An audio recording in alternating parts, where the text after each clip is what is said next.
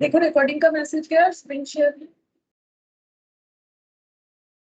Yes ma'am.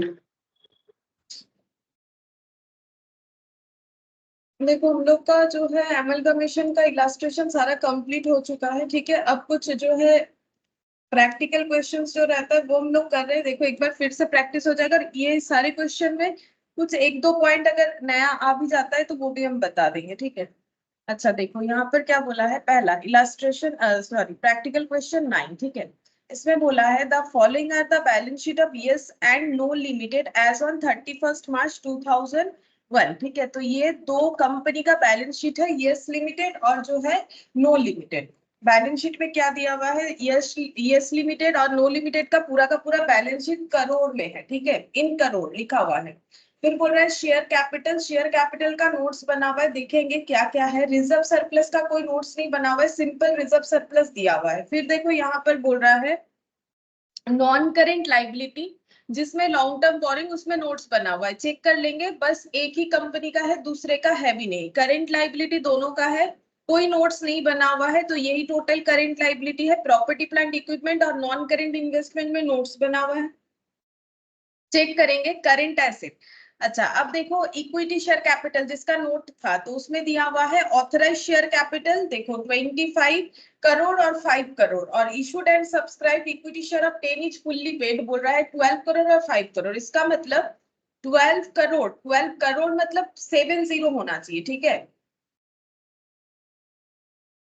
ठीक है, इतना जो है यस लिमिटेड का कैपिटल, और एक एक अगर 10 रुपीज करके है शेयर, तो फिर कितना सारा इक्विटी शेयर इशू हुआ होगा, 12 लाख, ठीक है। हाँ 12 लाख हो रहा है। ये 5 करोड़ है, ये देखो ये 5 करोड़ है, मतलब 5 के बाद 7 जीरोस, यहाँ पर डिवाइडेड बाय 10 करने से देखो कितना आ जाएगा, 50 लाख आ जाएगा, ठीक है। 50 नहीं 5 लाख आ रहा है, ठीक है। अच्छा यहाँ पर कैपिटल दिया है 5 करोड़, ये जो है 10 रुपीज करके 5 करोड़ मतलब 70, 1 2 3 4 5 6, अच्छा मैंने एक जीरो कम दिया है, 7 जीरोस, ठीक है। तो ये जीरो जीरो हट गया, तो 50 लाख नंबर ऑफ शेयर्स, ठीक है। ये काम में आएगा, इसलिए हम डेटा बता रहे, क्योंकि इसमें करोड़ में दिया हुआ है ना, तो फिर कैलकुलेशन में ध्यान रखना चाहिए। तो 50 लाख का शेयर है 10 रुपीज करके, तभी 5 करोड़ होगा, और 12 लाख का शेयर है, नंबर ऑफ शेयर 10 रुपीज करके, तभी 12 करोड़ होगा। लॉन्ग टर्म बोरिंग में, हाँ बोलो। 12 करोड़ नहीं है, 1 करोड़ 20 लाख है। 1 करोड़ 20 लाख, ये तो ऊपर सब करोड़ लिखा हुआ है, इन करोड़। नहीं नहीं, वो जो शेयर्स का जो वैल्यू आएगा, मतलब नहीं, जो शेयर्स का अमाउंट है, नंबर ऑफ शेयर्स आएगा, वो 1,20,000 आएगा। अच्छा वो 1,20,000 हो रहा है। यहाँ पर 50 लाख है, तो मैम यहाँ पर 12 लाख कैसे, इतना कम कैसे हो जाएगा? वन वन अच्छा करोड़ वो 20 लाख। जीरो का कुछ होगा, देख लेते हैं। 070 होना चाहिए, शायद मेरा जीरो काउंटिंग गलत हुआ होगा। 1 2 3 4 5 6 7, एक एक जीरो हट गया, तो 12 के बाद 6 जीरो बचेगा। हाँ 1 करोड़ 20 लाख, 1 करोड़ 20 लाख, ठीक है। वही जीरो के लिए हम बता रहे थे कि जीरो का गड़बड़ हो सकता है, तो इसका तुम लोग थोड़ा ध्यान रखो। ये 1 करोड़ 20 लाख होगा और ये 50 लाख, ठीक है। अच्छा अब देखो यहाँ पर बोल रहा है कि लॉन्ग टर्म बोरिंग में unsecured loan from yes limited. अब देखो यहाँ पर दो कंपनी का नाम दिया है, यस लिमिटेड और नो लिमिटेड, और उसका बैलेंस शीट दिया हुआ है। और यहाँ पर बोल रहा है unsecured loan from yes limited, यानी नो लिमिटेड नहीं, यस लिमिटेड से क्या लिया है, लोन लिया है, क्योंकि लॉन्ग टर्म बोरिंग में नो लिमिटेड का दिख रहा है। यानी यस लिमिटेड जो है लोन, लोन क्या किया है उसने, लोन गिवन है, ठीक है। और इसका क्या है, लोन टेकन, ठीक है। अब आगे देखते हैं इनका कैसा एमलगमेशन कैसे हो रहा है। फिर बोल रहे हैं प्रॉपर्टी प्लांट इक्विपमेंट दिया हुआ है, ग्रॉस वैल्यू दे दिया है 70 करोड़ 30 करोड़, डेप्रिशिएशन लेस करके दे दिया है, मतलब नेट। ये ग्रॉस वैल्यू, ग्रॉस वैल्यू का मतलब है कि टोटल एसेट का वैल्यू कितना था, फिर डेप्रिशिएशन लेस करके जो आ रहा है, मतलब अब तक का टोटल डेप्रिशिएशन लेस करने से 20 और 6 करोड़ आ रहा है, मतलब अभी एसेट का वैल्यू है 20 करोड़ और 6 करोड़, ठीक है। अच्छा फिर नेक्स्ट देखते हैं यहाँ पर नॉन करेंट इन्वेस्टमेंट। इसमें बोला है 30 लाख इक्विटी शेयर 10 ईच वाला जो है इन्होंने इन्वेस्टमेंट लिया हुआ है। ये शायद किसका कॉलम था, ये शायद जो है नो लिमिटेड का था, देख लेते हैं। इधर तो नहीं दिख रहा है, यस लिमिटेड का था, ठीक है। तो यस लिमिटेड का नॉन करेंट इन्वेस्टमेंट है जो कि नो लिमिटेड का नहीं है। और ये देखो यहाँ पर आ गया लोन, ठीक है, वो तो आएगा ही। देखो यस लिमिटेड ने लोन दिया था, तो फिर यस लिमिटेड के एसेट साइड में सेम वही लोन दिखेगा जो कि नो लिमिटेड के लाइबिलिटी साइड में दिखेगा। इसने टेकन किया है नो लिमिटेड ने, तो इसका लाइबिलिटी साइड में वो लोन दिखेगा, और इसने लोन दिया है तो इसके एसेट साइड में दिखना चाहिए। ये देखो ये 10 इधर दिख रहा है, और इसके थोड़ा ऊपर देखो यहाँ पर हम लोगों ने देखा ना 10 उधर दिख रहा है, ये देखो 10 इधर दिख रहा है। अच्छा, अब देखो क्या बोल रहा है, on that day Yes Limited absorb No Limited, मतलब एब्सॉर्प्शन का केस है। यस लिमिटेड जो है, Yes Limited plus No Limited मिलके बन जाएगा यस लिमिटेड, क्योंकि यस लिमिटेड नो लिमिटेड को एब्सॉर्ब कर रहा है, मतलब खा ले रहा है बोल सकते हो, ठीक है, ले ले रहा है। The member of no Limited are to get, अब नो लिमिटेड जो है उनके शेयर होल्डर्स को, जो कि ओनर्स होते हैं, इक्विटी शेयर होल्डर, ठीक है, प्रेफरेंस को भी यहाँ देना पड़ता है, बाकी ट्रू ओनर तो इक्विटी शेयर होल्डर ही होते हैं। तो यहाँ वैसे प्रेफरेंस है भी नहीं, इक्विटी ही है पूरे क्वेश्चन में। बोल रहा है कि शेयर होल्डर को क्या दिया जाएगा, बोल रहा है कि the member of no Limited are to get 1 equity share of yes Limited, Yes Limited का एक इक्विटी शेयर दे देंगे नो लिमिटेड के शेयर होल्डर को, जो कि 12 रुपए वाला होगा, for every 5 share held by them in No Limited. मतलब नो लिमिटेड में अगर किसी के पास 5 शेयर है हाथ में, तो उसे यस लिमिटेड का एक 12 रुपए वाला शेयर मिलेगा। नेसेसरी अप्रूवल और ऑब्टेन, मतलब जो भी अप्रूवल चाहिए होता है इस तरीके के एमलगमेशन में, वो सारे मिल चुके हैं। You are asked to pass journal entries in the books of the 2 companies, yes और no, दोनों के बुक्स में जर्नल एंट्री करना है to give effect to the above, ये सारे transactions के लिए। If the amalgamation is in the nature of merger, अगर amalgamation जो है मर्जर के नेचर का हो रहा है, ठीक है। तो सबसे पहले देखो मर्जर के नेचर का हो रहा है, मर्जर बोल ही दिया है तो हम लोग मर्जर मानेंगे ही, लेकिन मर्जर का जो 5 कंडीशन होता है वो भी हम बता देते हैं एक बार, क्योंकि मैंने सारा पीडीएफ ओपन कर रखा है, तुम लोग को एक बार फिर से दिखा देंगे। और यहाँ पर जब पीसी कैलकुलेट होगा, देखो इन द नेचर ऑफ मर्जर हो या इन द नेचर ऑफ परचेज हो, पीसी तो हमें हर बार कैलकुलेट करना पड़ता है, परचेज कंसिडरेशन। तो परचेज कंसिडरेशन कैसे होगा, नेट पेमेंट मेथड से होगा कि नेट एसेट मेथड से होगा। नेट पेमेंट मेथड से ज्यादा प्रेफरेबल होता है, अगर नहीं कैलकुलेट हो पाता है देन नेट एसेट मेथड होता है। ये सब हम लोग को पता है, लेकिन हम फिर से एक बार बता दे रहे हैं। तो नेट पेमेंट मेथड होगा कि एसेट पेमेंट मेथड तब एप्लीकेबल कर सकते हैं कि अगर हमें ये पता चल जाए क्वेश्चन पढ़ के कि किसको कितना दिया जा रहा है, कैसे दिया जा रहा है। तो हमें पता चल रहा है कि देखो मेनली इक्विटी और प्रेफरेंस को ही देना होता है। इस क्वेश्चन में है नहीं प्रेफरेंस, इक्विटी है। इक्विटी शेयर होल्डर को क्या दे रहे हैं, इक्विटी शेयर दे रहे हैं, कितना दे रहे हैं वो भी पता है। 5 अगर होल्ड है ओल्ड वाले कंपनी में नो लिमिटेड में, तो न्यू यानी यस लिमिटेड में 1 शेयर मिल जाएगा। तो इसका मतलब नेट पेमेंट मेथड जो है ये हम लोग एप्लीकेबल कर सकते हैं। तो ये अगर एप्लीकेबल करेंगे तो नेट एसेट मेथड में कभी हम लोग ट्रांसफर नहीं होंगे।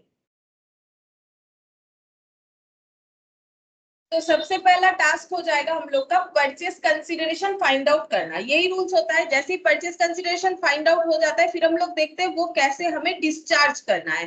तो डिस्चार्ज कैसे होगा, in terms of equity share. देखो ये देखो हम तुम लोग को स्टार्टिंग से ही जैसे हम लोगों ने पढ़ा था ना वहीं से हम तुम लोग को दिखाते हैं। ये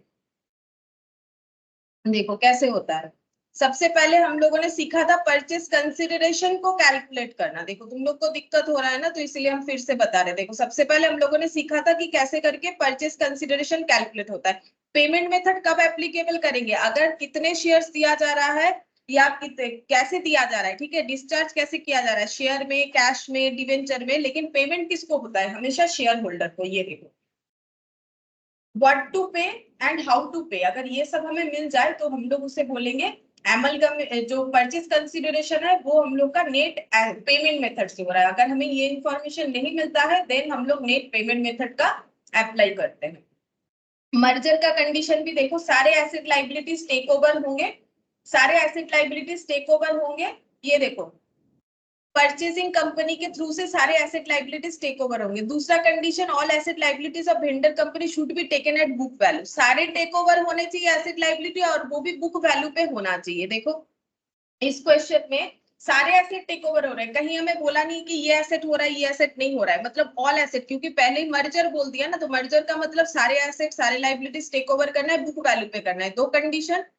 थर्ड कंडीशन 90% जो है ओनर को हम लोग जो है इक्विटी शेयर देंगे। ये देखो, at least 90% of the face value of the equity share holder of the vendor company should agree to become equity share holder of the purchase company. मतलब यस लिमिटेड के कम से कम 90% इक्विटी शेयर होल्डर को No Limited में आना पड़ेगा। इन्होंने तो सभी को दे दिया, ये सभी यहाँ पर एग्री है, कोई भी डिसएग्री नहीं है।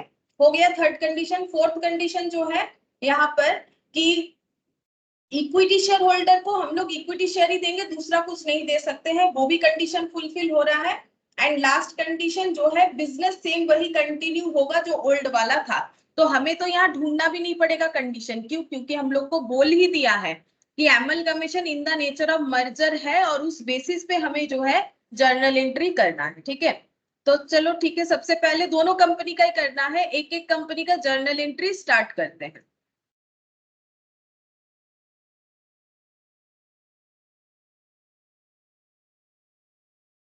Question 9 in the books of No Limited.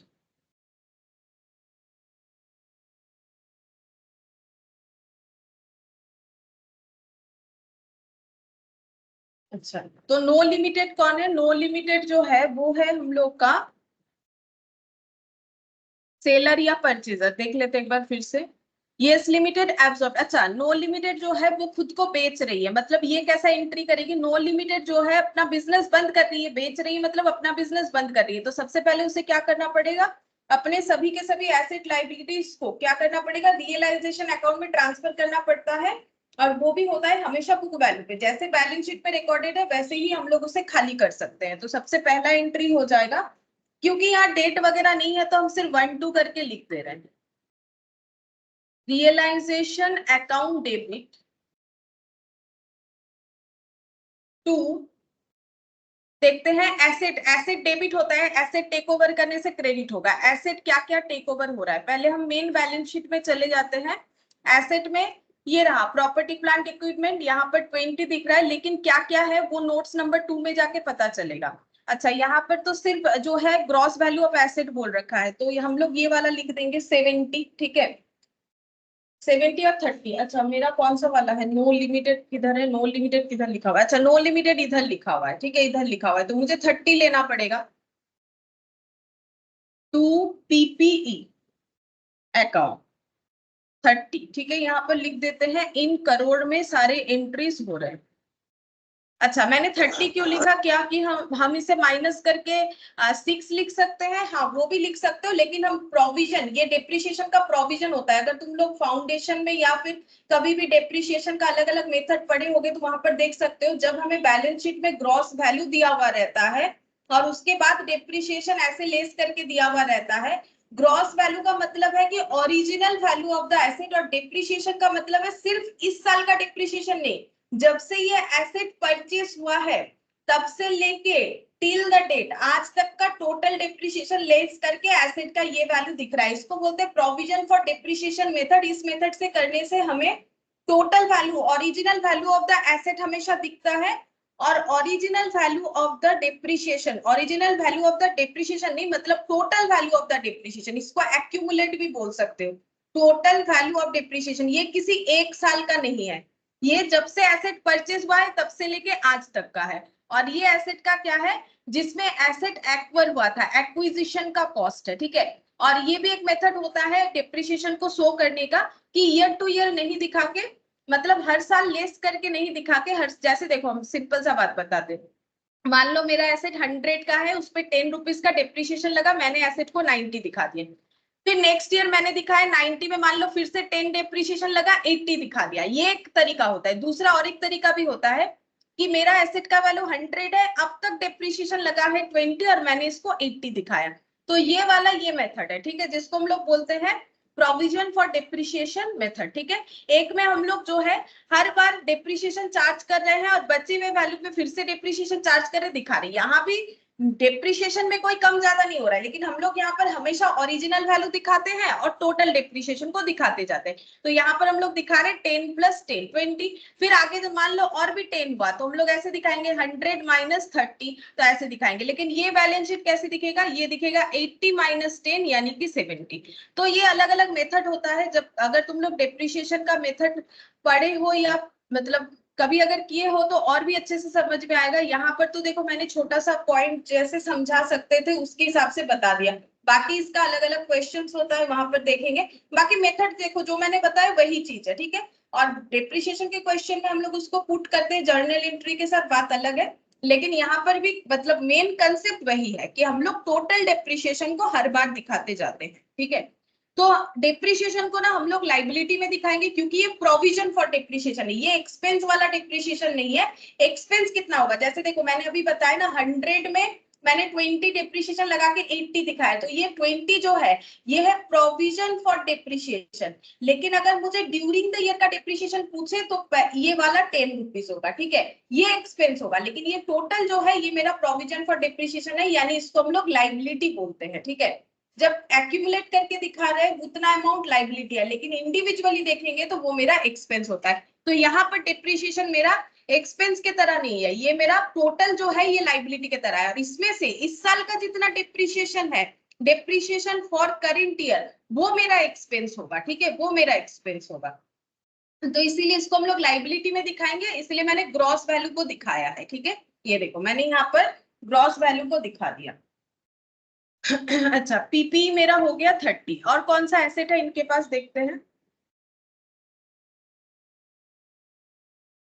PP के अलावा नो लिमिटेड का मुझे देखना है, नो लिमिटेड का कुछ, ये नो लिमिटेड नेक्स्ट वाले कॉलम में, और तो कुछ नहीं है। Non current investment, current asset लेना पड़ेगा। नॉन करेंट इन्वेस्टमेंट देखो नो लिमिटेड इधर है, नो लिमिटेड का नॉन करेंट इन्वेस्टमेंट तो खाली है। इधर देखते हैं करेंट एसेट है 34 करोड़ का, to current asset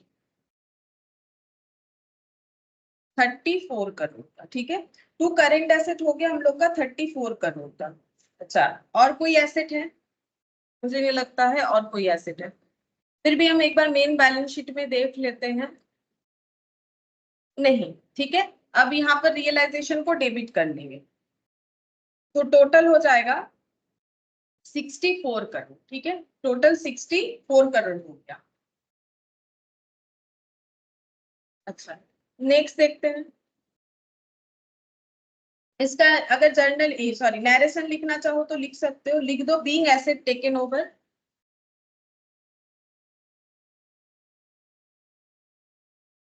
taken over by Yes Limited. Ma'am correct direction तो होगा being assets transfer to realisation account ना। एक ही बात है, वो भी लिख सकते हो। और एसेट अगर यस लिमिटेड टेक ओवर कर रहा है वो भी लिख सकते हो, उसमें भी प्रॉब्लम नहीं है। अगर तुम लिखोगे कि being asset transfer to realisation वो भी ठीक है। नैरेशन मतलब क्या, किस वजह से एंट्री हुआ वो लिखने से मतलब उसका जो है स्टेटमेंट होता है। तो ये भी जितना करेक्ट है कि एसेट टेकन ओवर हुआ है यस लिमिटेड, और उसके बाद अगर ऐड कर तो इसके बाद इसके साथ transfer to realisation account. Okay ma'am. इसका कोई रूल्स नहीं होता है, हम लोग जिस लिए एंट्री कर रहे हैं वो समझाने से ही। मैम नरेशन अगर कुछ इधर उधर हो जाए तो मार्क्स उससे नहीं ना डिडक्ट होगा। इधर उधर होने का मतलब है कि कंसेप्ट तो मेरा चेंज नहीं होना चाहिए ना, जिस वजह से एंट्री हुआ वो मीनिंग तो यहाँ पर रहना चाहिए। अब वर्डिंग्स के साथ वैसे ऐसे जैसे being asset taken over by Yes Limited लिखे हो, ये नहीं लिख के लिख दो being asset transfer to realisation account, तो भी होगा। लेकिन कंसेप्ट तो उससे एक ही हुआ कि यस लिमिटेड टेक ओवर कर रहा है, रियलाइजेशन में जा रहा है। अगर इतना बड़ा नहीं लिखना है तो being asset transfer to realisation, इस मेरा कंसेप्ट चेंज नहीं होना चाहिए। थोड़ा छोटा या बड़ा लिख रहे हैं उससे कोई मतलब नहीं। Yes ma'am. नेक्स्ट हम लोग देखते हैं, यहाँ पर लाइबिलिटी साइड में चलते हैं। लाइबिलिटी साइड में पहले मेन बैलेंस शीट में जाके चेक करेंगे क्या क्या लाइबिलिटी है। अच्छा, यहाँ पर देखो शेयर कैपिटल तो नहीं आता है, शेयर कैपिटल को तो हम लोग अलग से दिखाते हैं, ठीक है। अच्छा, रिजर्व सरप्लस हम लोगों का आएगा लेकिन दूसरे तरीके से, वो हम लोग का बैलेंस शीट में आता है क्योंकि इन द नेचर ऑफ मर्जर है। तो हम लोग डायरेक्ट नॉन करेंट लाइबिलिटी में जा रहे हैं, जिसमें देखो इनका तो कोई नॉन करेंट लाइबिलिटी है नहीं, ठीक है। ये कौन सा है, ये यस लिमिटेड है। अच्छा, नो लिमिटेड का नॉन करेंट लाइबिलिटी है 10 करोड़ का। अच्छा, ये किस चीज का है, पॉइंट नंबर 2 में जाके देखेंगे, नाम पता चलेगा, unsecured loan from yes Limited, ठीक है। तो ये लिख देते हैं, unsecured loan from yes limited 10 crore. अच्छा, और क्या है लाइबिलिटीज में, करेंट लाइबिलिटी है 15 करोड़ का, तो करेंट लाइबिलिटी डेबिट,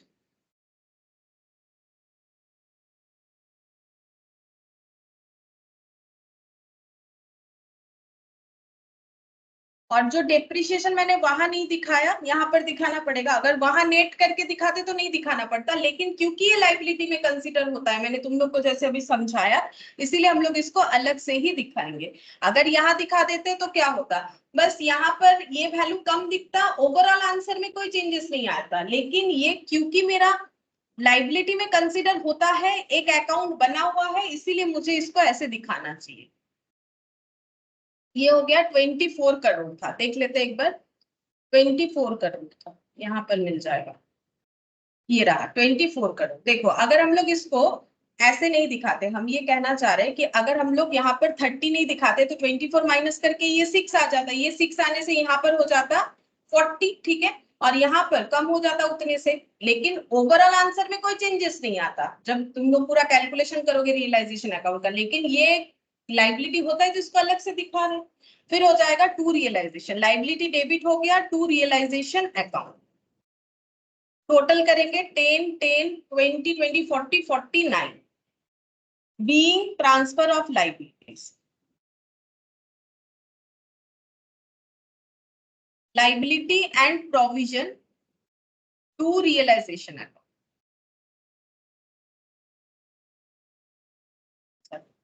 अब नेक्स्ट क्या होना चाहिए, अब हम लोग को, अच्छा परचेस कंसिडरेशन तो कैलकुलेट किया नहीं ना मैंने, उसको कर लेना चाहिए कैलकुलेशन। तो अब हम लोग परचेस कंसिडरेशन का एंट्री भी लिख पाएंगे। देखो हम तुम लोग को दिखाते हैं, देखो क्या क्या एंट्री होता था।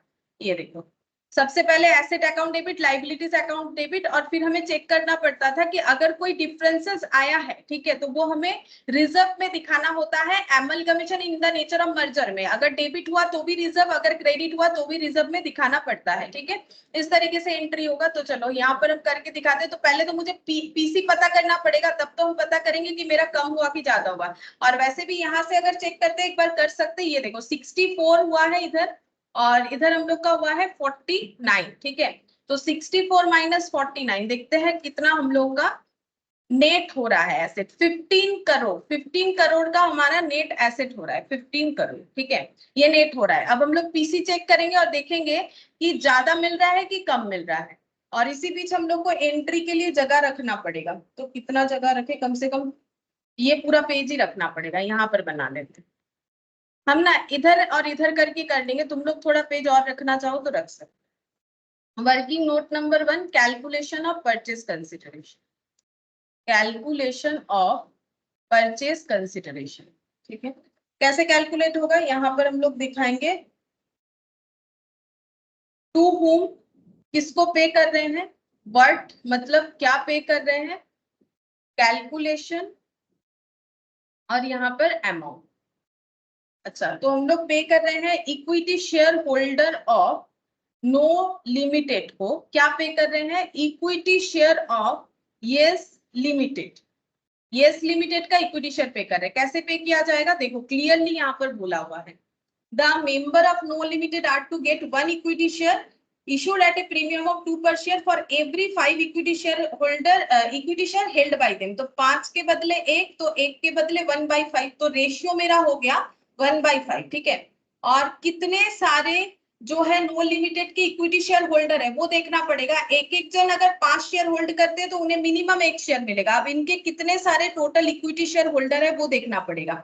तो देखो नो लिमिटेड के कितने सारे इक्विटी शेयर है, ये 5 करोड़ था, मतलब 1 2 3 4 5 6 7 डिवाइडेड बाय 10 करने से हमें पता चलेगा 50 लाख का इक्विटी शेयर होल्डर है, number of equity share 50 lakh है, तो इनटू 50 लाख, ऐसे 50 लाख शेयर होल्डर पे हमें देना पड़ेगा। ठीक है, तो नंबर ऑफ शेयर्स हो जाएगा, ये जो कैलकुलेट होके आएगा ये होता है number of shares. Number of shares कितना हो जाएगा 10 लाख। ठीक है, नंबर ऑफ शेयर्स हो जाएगा हम लोग का 10 लाख इनटू प्राइस, जो कि मतलब मार्केट प्राइस, तो इनटू 12। तो नंबर ऑफ शेयर्स हो गया मेरा 10 इंटू 12, 10 इंटू 12 करने से हो गया 120 लाख। देखो ये लाख में है, तो इसका मतलब मेरा आंसर आ रहा है 120 लाख, लेकिन मुझे इसको करोड़ में ट्रांसफर करना है ताकि हम इसमें जो है जो जर्नल एंट्री कर रहे हैं इन करोड़ में वो कर पाए। तो 120 लाख, अब 120 लाख मतलब कितना करोड़ होगा, 120 लाख मतलब 120 उसके बाद 5 जीरो, 1 2 3 4 5। ठीक है, डिवाइडेड बाय 7, 1 लाख 1 के बाद 7 जीरो से डिवाइड करेंगे, 1 2 3 4 5 1 2 3 4 5 6 7। ठीक है, तो मुझे पता चलेगा कितना करोड़ होगा, देखो 1.2 करोड़ होगा। ठीक है, 1.2 करोड़। तो इसको मैंने करोड़ में इसीलिए ट्रांसफर किया, नहीं तो हम लोग जर्नल एंट्री करेंगे तो फिर से वहां तो मुझे करोड़ में ट्रांसफर करना ही पड़ेगा। तो परचेस कंसिडरेशन हो गया है 1.2 करोड़। ठीक है, अच्छा अब इसको हम लोग लिखते हैं परचेस कंसिडरेशन का एंट्री क्या होगा। देखो परचेस कंसिडरेशन का एंट्री कुछ ऐसे हो जाएगा, थर्ड नंबर पे, यस लिमिटेड अकाउंट डेबिट, जैसे हम लोग डेटर को दिखाते हैं ना, debtor account debit to sales, वैसे ही नो लिमिटेड का डेटर कौन बन गया, यस लिमिटेड। ठीक है, Yes Limited account debit to क्या लिखना पड़ेगा, रियलाइजेशन। ठीक है, टू लिखना पड़ेगा रियलाइजेशन अकाउंट, 1.2 करोड़, 1.2 करोड़, ये पीसी से एंट्री होगा। ठीक है, तो यहाँ पर लिखते हैं बीइंग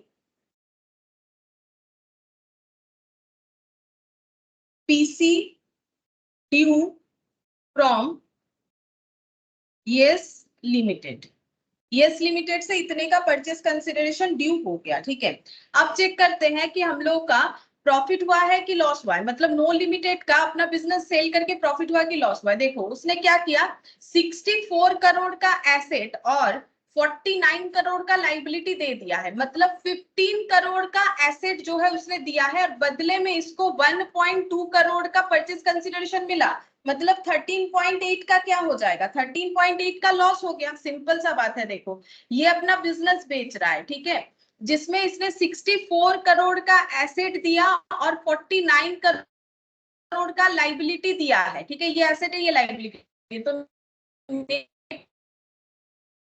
दिया है, बदले में सिर्फ 1.2 करोड़ मिल रहा है, मतलब इसके लिए तो लॉस ही है। अब ऐसा क्यों किया उससे हमें कोई लेना देना नहीं है, तो ये 13.8 करोड़ से क्या हो जाएगा, लॉस हो जाएगा। तो लॉस किसको ट्रांसफर किया जाता है, हमेशा ओनर को, यानी इक्विटी शेयर होल्डर को। ठीक है, अब इसका एंट्री कैसे होगा, इसका एंट्री देखो फोर्थ नंबर, इसको 4 कर देते हैं। ठीक है, यहाँ पर एंट्री हो जाएगा equity share holder account debit to realisation account. ठीक है, टू रियलाइजेशन अकाउंट 13.80, 13.80। ये देखो ये चीज मैंने तुम लोग को बताया भी था, ये देखो हम दिखाते हैं लॉस, देखो कैसे होगा परचेज एक्सेस, ये देखो यहाँ पर ये पूरा चीज समझाया था मैंने यहाँ पर लिख के कि लॉस होगा तो कहाँ पर ट्रांसफर होगा। ठीक है, हमेशा शेयर होल्डर को ट्रांसफर होता है। ठीक है, जब भी कोई लॉस वगैरह होगा, तो ये देखो यहाँ पर मैंने ये पूरे पॉइंट को बता रखा था। अच्छा, अब इसमें नैरेशन लिखेंगे being loss on realisation transfer to equity share holder, ये हमें इक्विटी शेयर होल्डर के अकाउंट में ट्रांसफर करना पड़ेगा। ठीक है, अच्छा अब हम लोग नेक्स्ट किसको ड्यू करेंगे, देखो पूरा बैलेंस शीट तो हमें खाली करना पड़ेगा, एसेट लाइबिलिटी तो हम लोगों ने कर दिया, देखो PPE non current investment current asset, इधर से करेंट लाइबिलिटी भी कर लिया। अब बचा है शेयर कैपिटल और रिजर्व सरप्लस। तो शेयर कैपिटल को कैसे करते हैं, नॉर्मली इस तरीके के क्वेश्चन का हम लोगों ने ज्यादा से ज्यादा जो है लेजर ही बनाया है। ठीक है, क्योंकि लेजर ही था तो लेजर ही बनाया है। तो यहाँ पर हमारा एंट्री आ रहा है, तो एंट्री भी करेंगे। नॉर्मली हम लोग इक्विटी शेयर होल्डर का क्या करते हैं, एक अकाउंट ओपन करते हैं, वहां पर बाय इक्विटी शेयर कैपिटल, फिर बाय रिजर्व सरप्लस लिखते हैं। उसी चीज को हम लोग यहाँ पर एंट्री के थ्रू से लिखेंगे, मतलब जर्नल बनाएंगे। तो लिखो equity share capital account debit हो जाएगा। नो लिमिटेड का देखो 5 करोड़ का इक्विटी शेयर है और रिजर्व सरप्लस, तो यहाँ पर लिखते हैं equity share capital account debit 5 crore, reserve and surplus, क्योंकि इक्विटी शेयर जो है, रिजर्व सरप्लस जो है वो इक्विटी शेयर होल्डर को बिलोंग करता है 10 करोड़। इक्विटी मतलब ये दोनों को मिला के होता है। To equity share holder account, ये क्या एंट्री हुआ कि इक्विटी शेयर होल्डर को कितना अमाउंट पेबल हो रहा है, मतलब इनका टोटल अमाउंट नो लिमिटेड में कितना है, अब उसके बदले उनको कितना मिल रहा है वो देखना पड़ेगा। Being the amount of equity share capital and reserve and surplus credited to equity share holder account, ये हम लोगों ने इक्विटी शेयर होल्डर अकाउंट में क्रेडिट कर दिया, ठीक है। अच्छा, अब नेक्स्ट हम लोग क्या करेंगे, इक्विटी शेयर होल्डर को क्या पे कर रहे हैं वो लिखना पड़ेगा। तो इक्विटी शेयर होल्डर को देखो यहाँ पर अभी किया ना, equity share holder of know limited को equity share of yes limited पे किया जा रहा है 1.2 करोड़ का, ठीक है। तो इस तरीके से होगा, तो यहाँ पर लिखेंगे equity share of yes Limited account debit to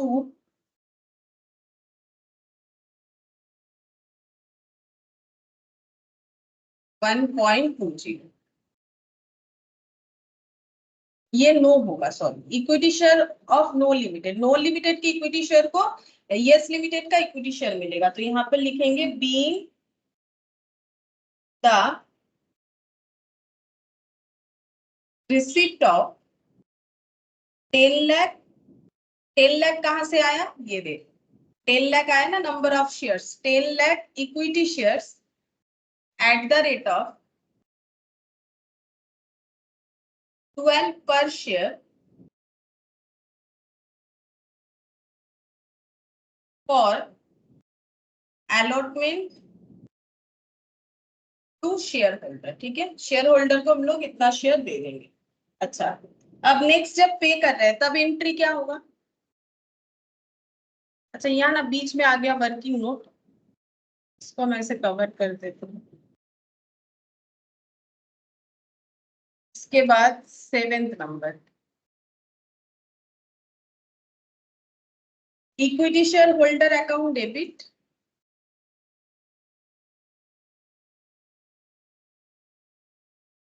1.20 crore to equity share of yes Limited, being the distribution of equity share received from yes limited to no limited shareholder, ठीक है। देखो जैसे हम लोग डेटर को डेबिट करते हैं, ठीक है, वैसे ही होगा ना। देखो यहाँ पर कौन एंट्री कर रहा है, नो लिमिटेड एंट्री कर रहा है। तो सबसे पहले हम फिर से बता देते हैं, देखो अपने सारे एसेट को रियलाइजेशन में ट्रांसफर किया, सारे लाइबिलिटीज को रियलाइजेशन में ट्रांसफर किया, फिर चेक किया कि रियलाइजेशन के थ्रू से कितना, मतलब कितना नेट एसेट हो रहा है, क्या परचेस कंसिडरेशन मिल रहा है। उससे पता चला कि ये जो एग्रीमेंट, मतलब ये जो सौदा हुआ वो जो है इनके लिए लॉस है। कितना लॉस है, 1.2 करोड़ का। उसके बाद हम लोगों ने क्या किया, लॉस को ट्रांसफर कर दिया है। जितना लॉस हुआ, ये देखो ये परचेज कंसिडरेशन है, तो जितना लॉस हुआ वो शेयर होल्डर को जाएगा, इक्विटी शेयर होल्डर को। फिर इक्विटी शेयर होल्डर को हम लोगों ने ड्यू किया कि उनको हमें कितना देना है, 15 देना है। हम लोगों ने कितना दिया है, 1.20 करोड़ का इक्विटी शेयर देने का बात हुआ। ये ड्यू एंट्री है, ठीक है। इसके बाद ये पेमेंट एंट्री है। ये देखो यहाँ पर हम लोगों ने क्या किया, इक्विटी शेयर होल्डर, यहाँ पर ना इसको इक्विटी शेयर होल्डर भी लिख सकते हो अगर तुम लोग चाहो तो, इक्विटी शेयर होल्डर, या फिर इक्विटी शेयर ऑफ लिखा है ना, तो equity share holder account debit भी लिखोगे तो चलेगा, ठीक है। नो लिमिटेड नहीं भी लिखोगे चलेगा। Equity share holder of, equity share holder account debit to Yes Limited, ये यस लिमिटेड के शेयर होल्डर हो जाएंगे। फिर equity share holder account debit to equity share of yes Limited बोल के ये हमारा पेमेंट रिसिप्ट हो गया, ठीक है। इनको 1.2 करोड़ का हम लोगों ने शेयर दे दिया। अच्छा, बस इसमें तो और कोई एंट्री नहीं करना पड़ेगा, कंप्लीट हो गया कि हम लोगों ने शेयर होल्डर को पहले क्या किया, ड्यू कर दिया, फिर उनको उनका शेयर जो है दे दिया। अच्छा, नेक्स्ट देखो, अच्छा यहाँ पर एक चीज देख लेते हैं, equity share holder yes limited वालों को मिलेगा। अच्छा ये जो है ये मेरा नो लिमिटेड, अच्छा थोड़ा एक सेकंड, हाँ यहाँ पर नाम मेरा गलत हो गया, ये ठीक ही था, यस लिमिटेड ही होगा। देखो क्यों यस लिमिटेड ही होगा, मैंने गलती से वो नो लिमिटेड लिख दिया, ये तो नो लिमिटेड के बुक्स में एंट्री हो रहा है, तो नो लिमिटेड बोल रहा है मुझे यस लिमिटेड के इक्विटी शेयर्स जो है वो मिलने वाले, equity share of yes Limited. ये देखो हमें क्या मिलने वाला है, equity share of yes limited. Equity share of yes limited मिलेगा, किससे मिलेगा, यस लिमिटेड से ही मिलेगा। ठीक है, फिर यहाँ पर क्या हो जाएगा, reverse entry, equity share holder account debit to equity share of yes Limited. ठीक है, ये जस्ट रिवर्स हो जाएगा, मतलब नेट एंट्री क्या हो गया, equity share of yes limited debit, equity share of yes limited credit. अगर इस चीज को हटा देते हैं एक बार ऐसे ही, तो फिर नेट एंट्री मेरा क्या होगा, equity share holder account debit to Yes Limited. ठीक है, यस लिमिटेड को इक्विटी शेयर्स मिलेगा, जो है यस लिमिटेड के इक्विटी शेयर होल्डर को जो है नो लिमिटेड के तरफ से, ये देखो यहाँ पर equity share holder of no Limited की इक्विटी शेयर होल्डर को यस लिमिटेड का इक्विटी शेयर्स मिलेगा। मतलब हम नेट एंट्री यहाँ पर तुम लोग को लिख के ही दिखाते हैं, एक बार देखो मेरा दो डेबिटर क्रेडिट कैंसिल आउट होने के बाद बच रहा है equity share holder account debit to Yes Limited, ये एंट्री बच रहा है। ठीक है, इक्विटी शेयर होल्डर है, जैसे कि डेटर टू सेल होता है उसी तरीके से ये डेटर, मतलब इनको मिलेगा, इक्विटी शेयर होल्डर को मिलेगा, equity share holder of yes Limited को मिलेगा। ठीक है, अच्छा अब इसके बाद हम लोग एंट्री करेंगे इन the books of yes Limited. ठीक है, जो परचेस कर रहा है in the books of yes limited. अच्छा क्योंकि ये in the nature of merger है तो हम लोग बिजनेस मर्जर भी लिख सकते हैं, परचेस भी लिखोगे तो चलेगा, नहीं तो बिजनेस मर्जर भी लिख सकते हैं।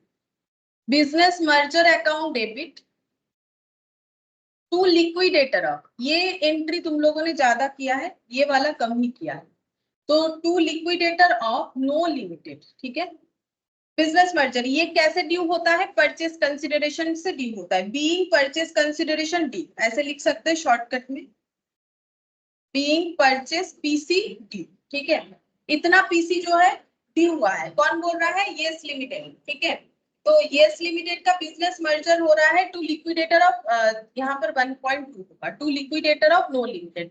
अच्छा अब टेक ओवर क्या क्या हो रहा है, सबसे पहले तो एंट्री होगा कि कितने का बिजनेस डील हुआ, फिर हम लोग बिजनेस डील हुआ तो क्या क्या एसेट और लाइबिलिटी टेक ओवर कर रहे हैं, तो पीपीई टेक ओवर कर रहे हैं। ठीक है, पीपीई टेक ओवर कर रहे हैं, पीपीई कितने का टेक ओवर कर रहे हैं, ये देखो पीपीई हम लोग टेक ओवर कर रहे हैं, यहाँ पर ग्रॉस वैल्यू से भी लिख सकते हैं, ये रहा 30 लाख का। अच्छा करेंट एसेट कितने का टेक ओवर हो रहा है, ये देखो यहाँ से देख के लिख दे जल्दी हो जाएगा, ये देखो करेंट एसेट टेक ओवर हो रहा है 34 लाख का। अच्छा to current liability, to unsecured loan, Yes Limited से ही लिया हुआ था। अच्छा टू प्रोविजन फॉर डेप्रिसिएशन, सब देख लेते हैं कितना कितना होगा, करेंट एसेट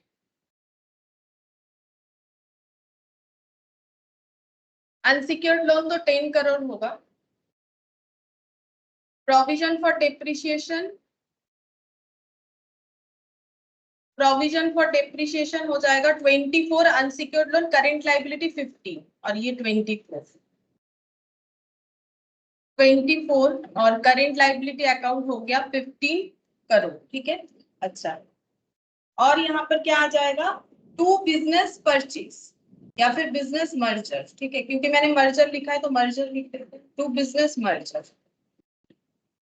1.2 करोड़। ठीक है, अच्छा और क्या टेक ओवर होगा, ये देखो क्योंकि ये हम लोग का amalgamation in the nature of merger है तो हम लोग का रिजर्व सरप्लस भी टेक ओवर होगा, तो रिजर्व सरप्लस कितना है 10 करोड़ का, to reserve surplus, to reserve. Ma'am merge में सारा रिजर्व ट्रांसफर हो जाता है, हाँ ये एंट्री में ही आ जाता है, और परचेस में जब करोगे तो एंट्री में नहीं आएगा, बैलेंस शीट में वहां पर टोटल करके दिखाना पड़ेगा, ये एंट्री में भी आता है बैलेंस शीट में भी आएगा। ये देखो यहाँ पर देखो मेरा नोट में लिखवाया हुआ है, देखो यहाँ पर दिखाते हैं,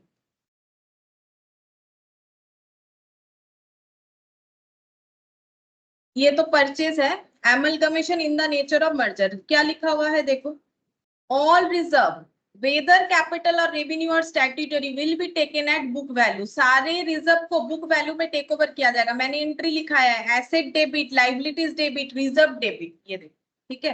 तो जब भी amalgamation in the nature of merger होता है तो रिजर्व सरप्लस भी हमारा सभी नेचर का, देखो लिखा हुआ है क्लियरली, कैपिटल हो, रेवेन्यू हो, स्टैट्यूटरी हो, सारे रिजर्व को हमें टेक ओवर करना पड़ता है, ठीक है। तो यहाँ पर देख लेते कितना है, देखो 10 करोड़ का है, तो यहाँ पर लिखेंगे 10 करोड़, ठीक है।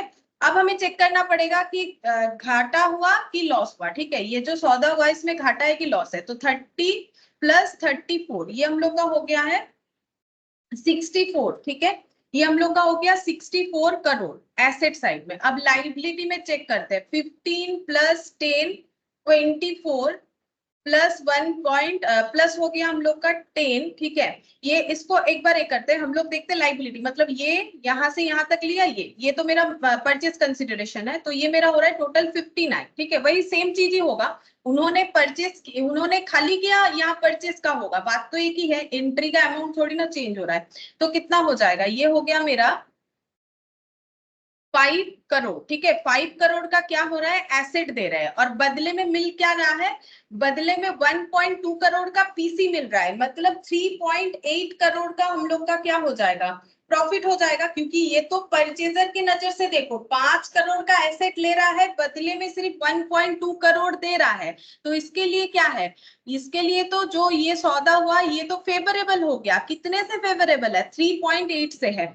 तो फेवरेबल होने से हमें लिखना क्या पड़ेगा, ऑलवेज रिजर्व सरप्लस ही लिखना पड़ता है। ये देखो, amalgamation in the nature of merger है, चाहे रिजर्व मेरा मतलब चाहे घाटे का सौदा हो चाहे बेनिफिट वाला हो, फेवरेबल हो या अनफेवरेबल हो, दोनों ही केस में हमें रिजर्व लिखना पड़ता है, ठीक है।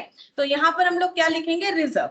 तो ये रिजर्व सरप्लस 10 आया है, तो इसी में हम लोग 8 जो है, जितना 3.8 आया ना, इसी को ऐड करके लिख सकते हैं। मतलब हम ये कह रहे हैं कि ऐसे फिर से लिखेंगे रिजर्व सरप्लस 3.8, ये तो अजीब देखने में लगेगा ना एंट्री, इसके जगह हम लोग क्या कर सकते हैं, ये दोनों को ऐसे नहीं लिख के सिंपल इसी में एक ही लाइन में हम लोग लिख सकते हैं टू रिजर्व एंड सरप्लस, मतलब उसी में ऐड ऑन कर देंगे, दो बार एक ही अकाउंट का नाम थोड़ी ना लिखेंगे, मतलब 13.8 लिख सकते हैं हम, ये बात कह रहे हैं। तो इसीलिए ये तो बैलेंस करके आएगा, लेकिन हम लोग इसको इसमें ऐड ऑन कर देंगे। तो मैंने एक बार तुम लोग को दिखा दिया समझाने के लिए, तो ये रहने दो, ठीक है, ये रहने दो, जब भी देखोगे तो समझ में आएगा। लेकिन तुम लोग को ये नहीं लिखना है, ये लिखना है, ये मेरा कैसे करके आया, बैलेंस करके आया, कैसे आया, total asset minus total liability करने से मुझे मिला नेट एसेट, जो कि मेरा 5 करोड़ का आया। और 1.2 करोड़ दे के अगर हम लोग 5 करोड़ का चीज को परचेस कर रहे हैं तो हम लोग के लिए बेनिफिट है, कितने का बेनिफिट आया, 3.8, और उनका देखो 3.8 का लॉस आया था, एक ही बात है। तो 3 इनका जितना प्रॉफिट होगा उनका उतने का लॉस होगा, तो 3.8 करोड़ का जो है इनका प्रॉफिट आया है। तो ये देखो, क्योंकि ये amalgamation in the nature of merger है, तो पूरा का पूरा अमाउंट हम लोग का रिजर्व सरप्लस में ऐड हो जाएगा, तो मैंने इसको एक ही अकाउंट में डाल के दिखा दिया। अब इसका नैरेशन लिख लेते हैं, being asset and liabilities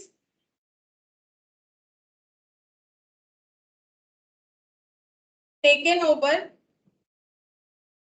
and surplus, मतलब जो एक्स्ट्रा हुआ 3.8 transfer to reserve and surplus, जो सरप्लस आया मतलब जो बेनिफिट हुआ वो हम लोगों ने रिजर्व सरप्लस में ट्रांसफर कर दिया। तो सबसे पहले एंट्री क्या हुआ कि हम लोग बिजनेस मर्ज कर रहे हैं, ठीक है, लिक्विडेटर ऑफ नो लिमिटेड। फिर उसके बाद क्या क्या लिया, बिजनेस मर्ज करके इतना एसेट और इतना लाइबिलिटी लिया और ये प्रॉफिट हुआ, ठीक है। अच्छा, अब हम लोग क्या करेंगे, अब हम लोग जो है लिक्विडेटर को डिस्चार्ज करना पड़ेगा, ठीक है, लिक्विडेटर को पैसा देना पड़ेगा, किस बात का, उनके ओनर को जो देना है उसका। तो liquidator of no Limited account debit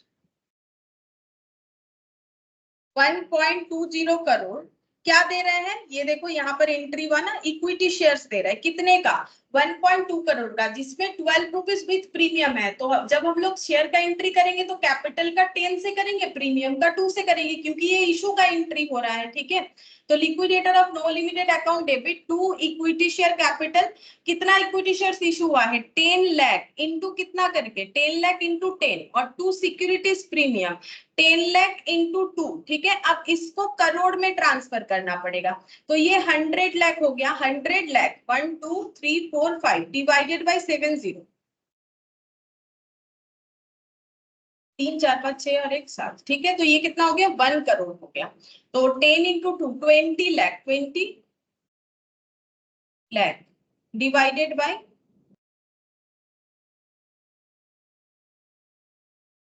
1 0 ज्यादा नहीं, हाँ 2 हो जा रहा है, ठीक है। 2 नहीं, 0.2 आना चाहिए। अगर ये 1 आएगा तो देख लेते हैं। 10 इंटू 2 20 लाख, 20 और लाख मतलब 5 0, 1 2 3 4 5 और डिवाइडेड बाय 1 1 2 3 4 5 6 7, हाँ 0.2 आएगा, ठीक है। तो इतने का प्रीमियम हो गया। तो बीइंग अलॉटमेंट ऑफ, इसको लिखेंगे being allotment to share holder of no limited 10 lakh share, ठीक है। और अगर आगे भी लिखना चाहो तो लिख सकते हो @12 पर शेयर 2 रुपीज प्रीमियम, वो भी चाहो तो लिख सकते हो। मैंने जस्ट सिंपल इसको ऐसे लिख दिया है, ठीक है। अच्छा, अब एक एंट्री हमें और भी करना पड़ेगा, ठीक है।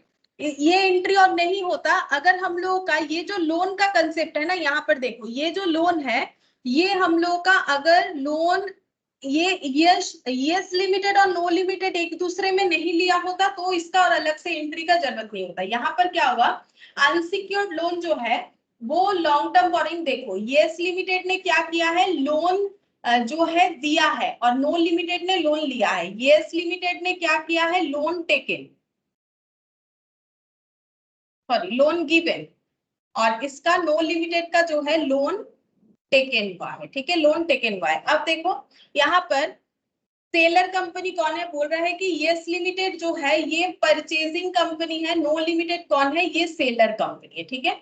अच्छा, अब क्या होगा, यहाँ पर लास्ट में एक एंट्री करना पड़ेगा। अब हम लोगों ने लास्ट में क्या किया, परचेसिंग कंपनी के बुक्स में एंट्री किया कि इसने क्या क्या परचेज किया। तो वहां पर हम लोगों ने दिखाया कि इसने लोन भी लिया है। देखो यहाँ पर एंट्री समझो, यहाँ पर क्या दिखा है, लोन भी लिया है, लेकिन यस लिमिटेड का ही तो लोन था, यस लिमिटेड ने ही तो वो लोन दिया था, ठीक है। अब ये लोन का लाइबिलिटी टेक ओवर करने का मतलब क्या बनता है, लोन का लाइबिलिटी ये कोई आउटसाइडर से लोन नहीं लिया था नो लिमिटेड ने, तो इसका मतलब ये लोन तो इसने इसी के पास से लिया गया था। तो हम लोगों ने एंट्री में ये जरूर लिख दिया है, लेकिन इसके बाद हमें क्या करना पड़ेगा, इस लोन को कैंसिल करना पड़ेगा। क्यों, क्योंकि इसके बुक्स में भी तो लोन गिवन दिख रहा होगा, मतलब यस लिमिटेड के खुद के बुक्स में दिख रहा होगा, देखो लोन गिवन, ये देखो 10 लाख का है ना। तो हमें इसको क्या करना पड़ेगा, कैंसिल आउट करना पड़ेगा। जैसे हम लोग डेटर का कॉन्ट्रा एंट्री कैंसिल आउट करते हैं, तो कैसे एंट्री होगा, unsecured loan account debit 10 lakh,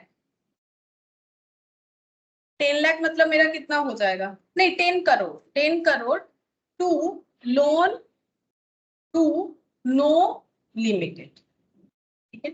यहाँ पर हो जाएगा be the cancellation of loan given to no limited, loan given to no limited, ठीक है। तो परचेजिंग कंपनी यानी यस लिमिटेड ने अपने बुक्स में एंट्री क्या किया, ये जो लोन टेक ओवर किया है ये लोन को खुद ही कैंसिल कर सकता है क्योंकि ये उसी से लिया गया लोन था।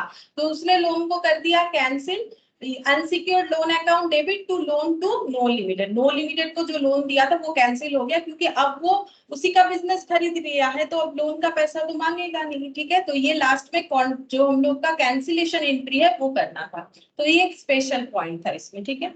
बस इसमें और तो कुछ बोला नहीं है, ये हम लोग का कंप्लीट हो गया।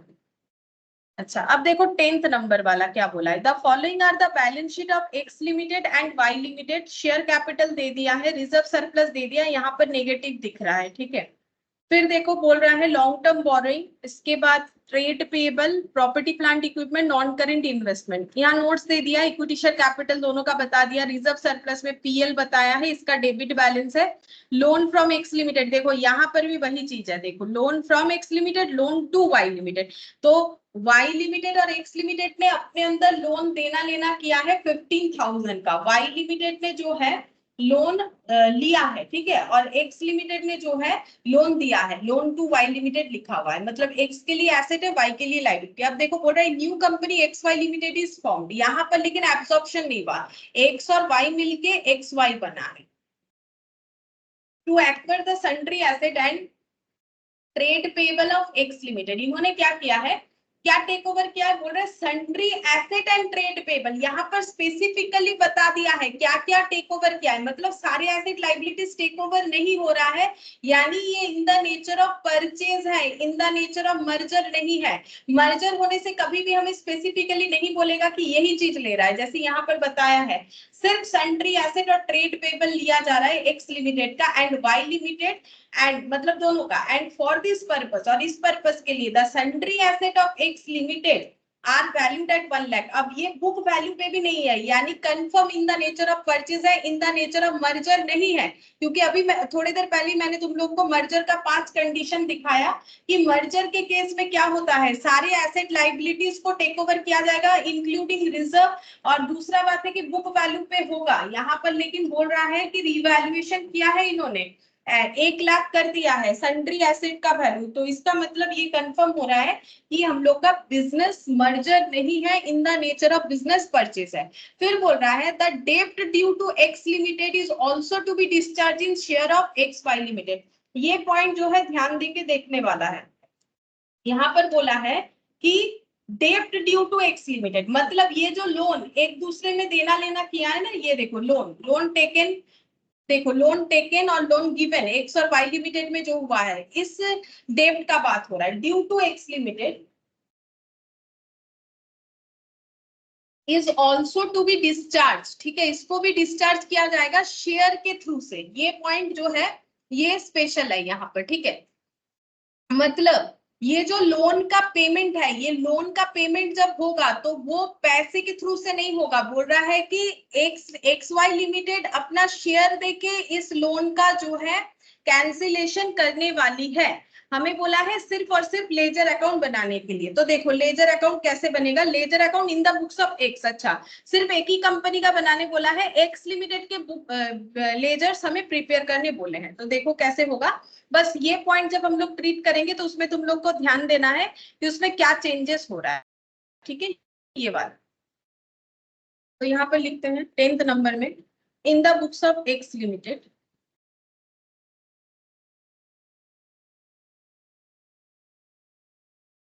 तो एक्स लिमिटेड कौन है, एक्स लिमिटेड वाई लिमिटेड दोनों ही सेलर कंपनी है, परचेज कौन कर रहा है, एक्स वाई लिमिटेड, तो यहाँ पर लिखेंगे रियलाइजेशन अकाउंट, तो इनके बुक्स में क्या बनेगा, रियलाइजेशन अकाउंट बनेगा, एक इक्विटी शेयर होल्डर अकाउंट बनेगा, रियलाइजेशन अकाउंट, ज्यादा तो कुछ है नहीं एसेट वगैरह, तो मैंने छोटा सा ही बना लिया। अच्छा फिर बनेगा शेयर होल्डर अकाउंट,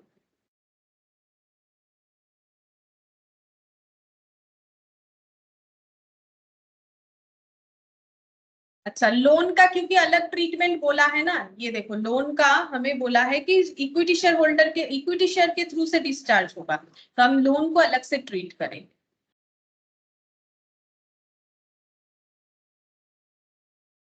और shares in X Y limited,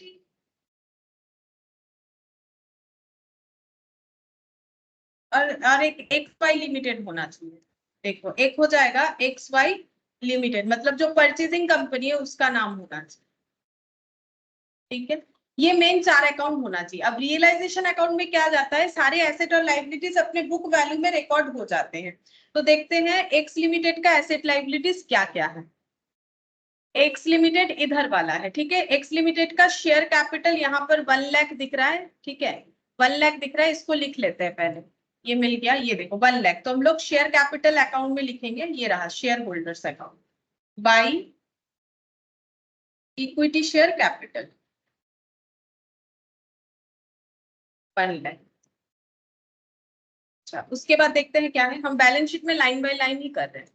फिर है रिजर्व सरप्लस, यहाँ पर एक्स लिमिटेड का 10, तो ये भी इक्विटी शेयर होल्डर का होता है, तो रिजर्व सरप्लस में ये देखो 10, तो बाई पीएल, रिजर्व सरप्लस में पीएल दिख रहा है, तो बाई मैंने भी पीएल लिख दिया, ये देखो नोट्स में दिख रहा है ना, ये पीएल है, तो पीएल लिखेंगे 10,000, अगर रिजर्व सरप्लस लिखा हुआ रहता तो रिजर्व सरप्लस लिख देते। अच्छा, इसके बाद देखते हैं,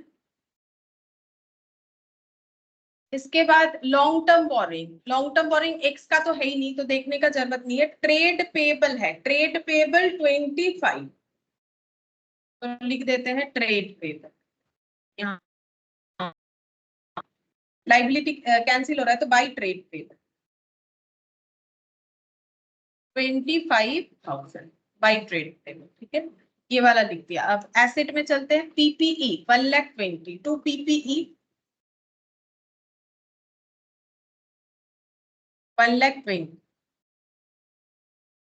फिर देखते हैं नॉन करेंट इन्वेस्टमेंट 15,000 बोला है, ठीक है। तो नॉन करेंट इन्वेस्टमेंट हम लोग को बोला है 15,000, लेकिन ये कौन सा वाला है, वो लोन वाला है, ये देखो लोन वाला है, ठीक है। तो मैंने तो लोन का अलग से अकाउंट ओपन किया है, तो हम वहां पर दिखाते हैं।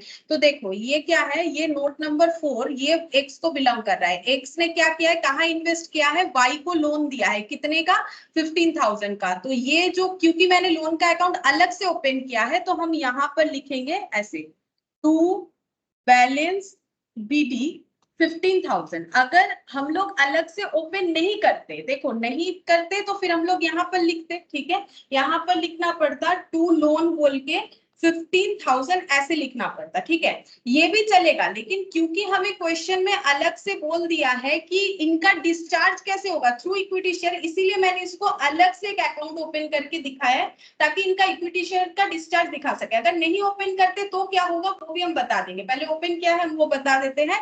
अगर नहीं ओपन करके यहीं पर दिखाते तो कैसे आंसर आता, वो भी बता देंगे, ठीक है। तो अभी मैंने यहाँ पर अलग से दिखा दिया। चलो लोन तक मैंने लिख लिया, इसके बाद आगे देखते हैं।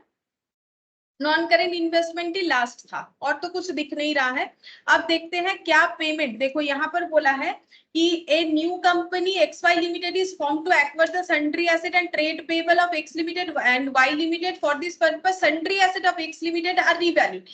एक्स लिमिटेड का सन्ड्री एसेट को रीवैल्यूड किया गया है, और डेब्ट जो है, ड्यू है, उसको भी जो है डिस्चार्ज किया जाएगा शेयर्स के थ्रू से। अब देखो परचेस कंसिडरेशन कैसे कैलकुलेट करेंगे, क्योंकि क्वेश्चन में तो हमें कुछ बोला नहीं है।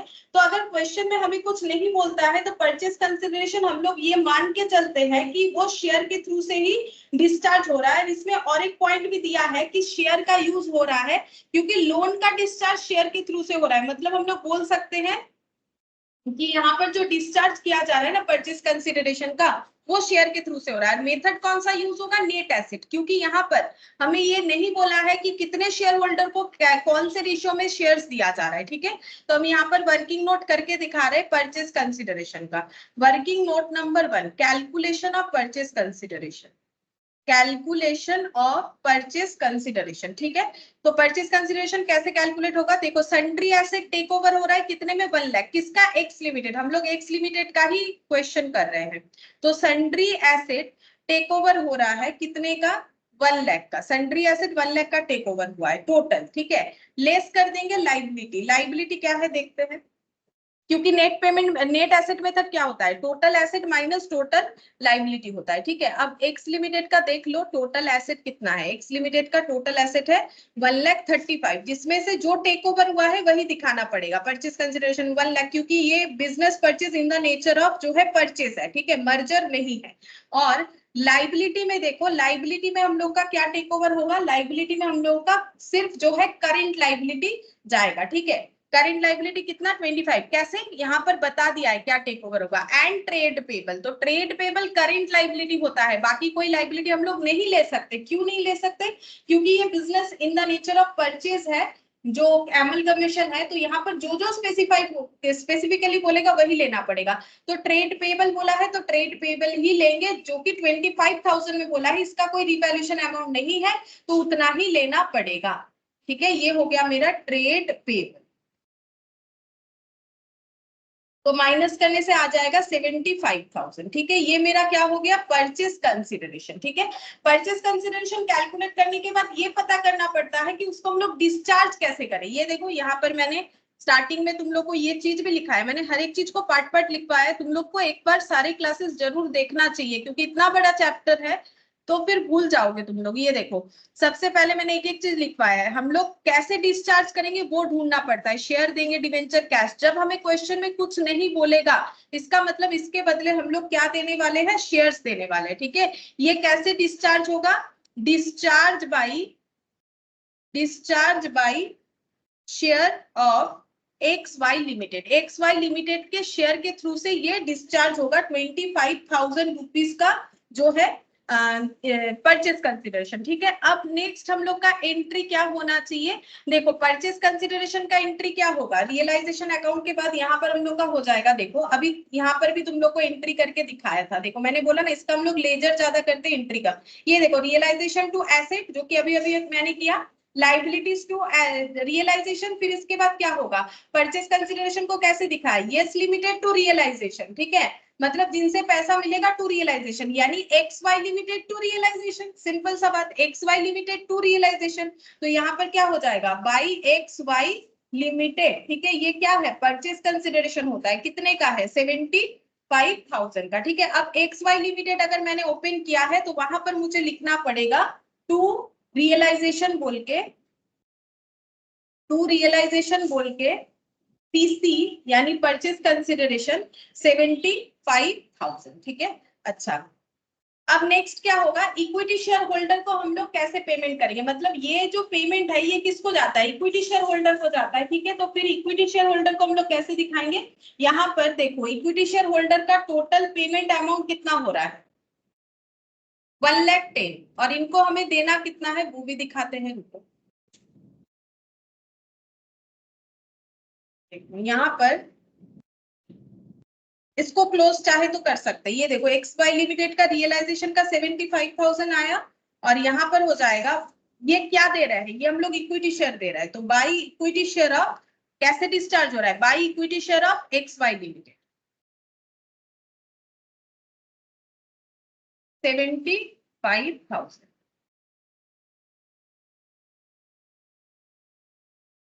By equity share of XY limited. यही वाला एंट्री देखो यहाँ पर, ये वाला। ठीक है, ये वाला एंट्री था। अच्छा, ये वाला हम लोग का क्लोज हो गया। अब नेक्स्ट हमें क्या देखना पड़ेगा, नेक्स्ट हम लोग यहाँ पर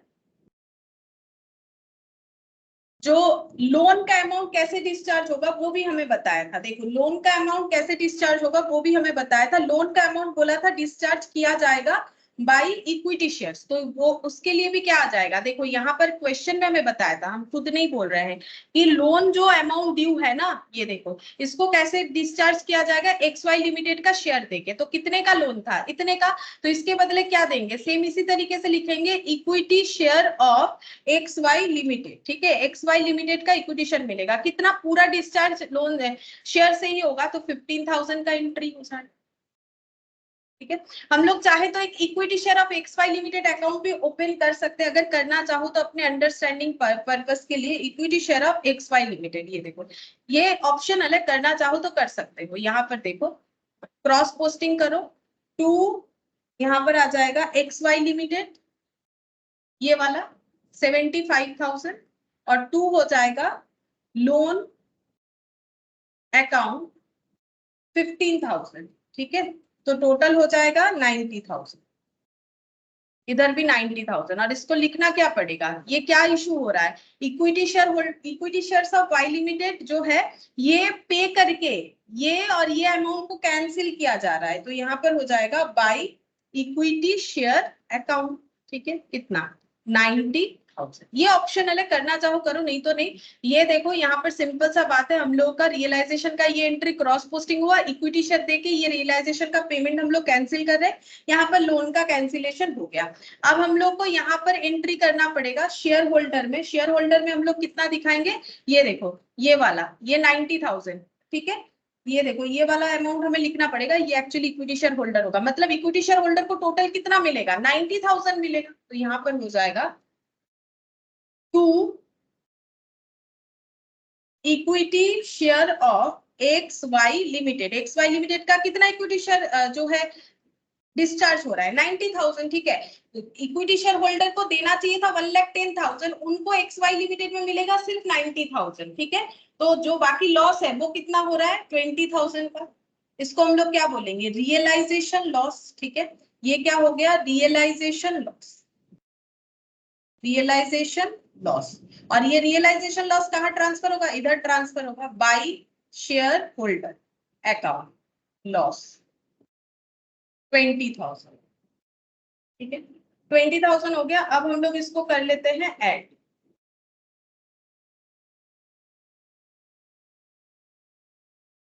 1,20,000 ये मैच हो जाता है, इसमें कोई बैलेंसिंग फिगर नहीं आता है, 1,20,000। ठीक है, हम फिर से एक बार बता देते हैं। देखो हम लोगों ने क्या किया, एसेट और लाइबिलिटीज को बुक वैल्यू में दिखाया, शेयर होल्डर को जो पेएबल था वो दिखाया। फिर हम लोगों ने देखा कि इक्विटी शेयर होल्डर को तो हम लोगों ने परचेस कंसिडरेशन में 75,000 का शेयर देना है, वो तो हम लोगों ने देखा ही। साथ ही साथ लोन का पेमेंट भी शेयर के थ्रू से करना है, मतलब टोटल इक्विटी शेयर कितने रुपए का इश्यू होगा, 75 प्लस 15 यानी 90,000 का। तो देखो हम लोग इक्विटी शेयर होल्डर को कितने का शेयर देंगे, 1,10,000 वालों को 90,000 देंगे, तो हम लोग का रियलाइजेशन में लॉस है। और ये लॉस कहाँ ट्रांसफर हो जाएगा, रियलाइजेशन अकाउंट में ट्रांसफर हो गया। यहाँ पर लोन का इतना अमाउंट था, इसको डिस्चार्ज कैसे करें, अगर पेमेंट कर देते, पैसा मिलता तो बाई बैंक बोलते। ठीक है, तो यहाँ पर क्या हो रहा है, पैसे की जगह क्या दिया जा रहा है, शेयर। ठीक है, यहाँ पर देखो XY लिमिटेड क्या है, जो परचेजिंग कंपनी है XY लिमिटेड, तो वो हमें क्या दे रही है, वो हमें शेयर दे रही है। ठीक है, 75,000। और ये रियलाइजेशन अकाउंट के लिए दिया जा रहा है, लोन का मैंने अलग से दिखाया है, अगर अलग से नहीं दिखाते तो इसी में दोनों अमाउंट एक साथ दिखता, इसीलिए मैंने एक अलग अकाउंट ओपन करके इसको दिखा दिया। अब अगर हम लोग लोन का अकाउंट अलग ओपन नहीं करते तो हम लोग का आंसर कैसे आता, तो भी हम लोग का आंसर इस तरीके से ही आता। देखो हम लोग लोन को इधर लिखते, जो हम लोग का लोन एसेट था उसको हम लोग लिखते इधर कितना, 15,000। ठीक है, लोन हम लोग इधर 15,000 लिखते, और यहाँ पर XY लिमिटेड का पीसी ये 75 जो लिखा हुआ है, इसमें 15,000 यहाँ पर भी आ जाता। ठीक है, यहाँ से 15 गया है क्योंकि बाकी XY लिमिटेड बोल के इधर आ गया है, अदरवाइज उसको अगर हम लोग अलग से नहीं लिखते तो इधर भी 15,000 आता। तो ओवरऑल चेंजेस कुछ भी नहीं होता, बस ये टोटल यहाँ पर जो है टोटल 15,000 से बढ़ जाता और ये अकाउंट नहीं बनता। इम्पैक्ट कुछ भी अलग नहीं आता, ऐसे भी कर सकते हैं, लेकिन मैंने इसको अलग से दिखाया ताकि हम लोग इस पॉइंट को समझ पाए। तो अगर हम लोग लोन का यहीं पर दिखा देते तो लोन के बदले क्या हो रहा है, लोन के बदले शेयर इशू हो रहा है, वो भी यहाँ दिखाना पड़ता। अदरवाइज हम लोग लोन को अलग से दिखा सकते हैं कि इतने लोन के लिए इतना शेयर किया। ठीक है, और बाकी जो है बिजनेस बेचने के लिए इतने का शेयर दिया गया और वो रियलाइजेशन में ट्रांसफर हुआ, बस इतना ही फर्क है। और अगर ऐसा बोले तो हमें अलग से दिखाने से ही बेटर होगा। ठीक है, अलग से दिखाना ठीक रहेगा क्योंकि हमें स्पेसिफिकली बोल दिया है कि इसको डिस्चार्ज किया जाएगा शेयर्स ऑफ XY लिमिटेड के थ्रू से, बस इतना सही। बस हमें जर्नल जर्नल तो कुछ नहीं बोला था, सिर्फ और सिर्फ लेजर करने बोला था, वो भी एक्स लिमिटेड का। कंप्लीट हुआ, ये भी छोटा सा था क्वेश्चन। अब 11th नंबर में देखो, इसमें हमें बोला है सिर्फ और सिर्फ जो है बैलेंस शीट करने। देखो क्या बोला है, बोल रहा है कि super express limited and fast express limited were in competing business, दोनों एक ही तरीके का बिजनेस करते हैं। They decided to form a new company named super fast express limited, और ये दोनों मिलके एक नया कंपनी बनाना चाहते हैं जिसका नाम है super fast express limited. The balance sheet of both the companies were as under, balance sheet कुछ इस तरीके का है, शेयर कैपिटल रिजर्व सरप्लस सभी में नोट्स बने हुए देखना पड़ेगा, long term provisions trade payable में नोट्स नहीं है, पीपीई है, इंटेंजिबल एसेट है, इन्वेंट्रीज है, ट्रेड रिसीवेबल है, कैश एंड कैश इक्विवेलेंट है। अब नोट्स का details, equity shares, insurance reserve है, इम्प्लॉय प्रॉफिट शेयरिंग रिजर्व है, मतलब इम्प्लॉय को जो प्रॉफिट शेयरिंग रिजर्व दिया जाएगा, ये सभी लाइबिलिटीज है। ठीक है, रिजर्व अकाउंट है, सरप्लस है, इधर इसका एक ही है सुपर एक्सप्रेस का।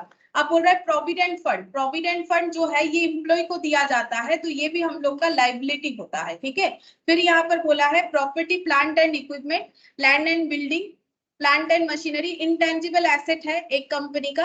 अब देखते हैं बोला क्या है, the asset and liabilities of both the companies where taken over by the new companies eight their book values. ये देखो मतलब पूलिंग ऑफ इंटरेस्ट मेथड या फिर मर्जर, जो हम लोगों ने स्टार्टिंग में किया, पूलिंग ऑफ इंटरेस्ट और मर्जर जो भी बोलो वो वाला है। क्यों, क्योंकि बोला है सभी एसेट लाइबिलिटीज कंपनी के टेक ओवर में है, और बोल रहा है बुक वैल्यू पे हुए। आगे पढ़ते हैं, the companies were allotted equity share of 10 sorry 100 each in lieu of purchase consideration amounting to 30,000, 20,000 for Superfast Express and 10,000 for Fast Express Limited. हमें पीसीबी कैलकुलेट करके दे दिया है, बोल रहा है कि जो नया कंपनी बन रहा है वो पुराने दो कंपनी के शेयर होल्डर को शेयर ही दे रहा है, तो हम लोग का पूलिंग ऑफ इंटरेस्ट यानी मर्जर का 5 कंडीशन फुलफिल होना चाहिए। सारे एसेट लायबिलिटीज टेक ओवर होना चाहिए, बुक वैल्यू पे टेक ओवर होना चाहिए, सेकंड कंडीशन, पहला condition fulfil, second third condition equity share holder को इक्विटी शेयर से मिलना चाहिए, 90% शेयर होल्डर नए कंपनी में जाने चाहिए, तो बोल रहा है कि सभी को दिया जा रहा है, तो फोर्थ कंडीशन भी फुलफिल,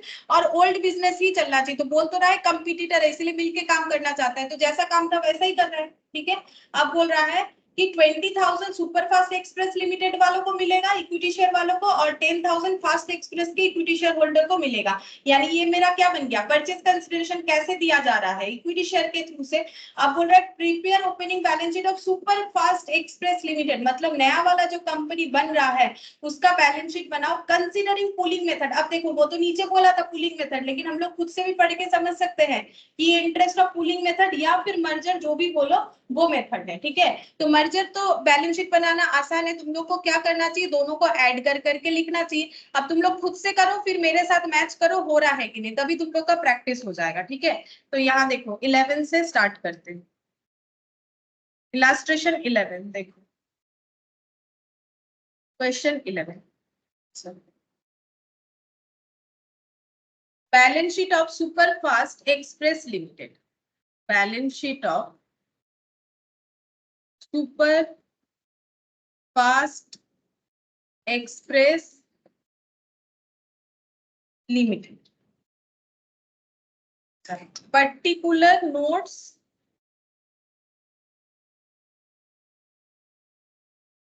और अमाउंट जैसे बनता है। सबसे पहले इक्विटी लायबिलिटी, ये तो होगा ही होगा,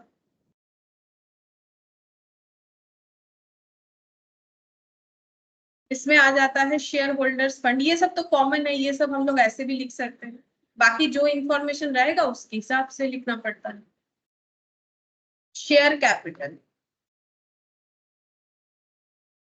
इसमें नोट जरूर बनेगा, चेंजेस तो होगा ही क्योंकि कंपनी खरीद रहा है तो शेयर्स दे रहा है तो नोट्स तो बनेगा। रिजर्व सरप्लस, इसमें भी नोट्स बनेगा।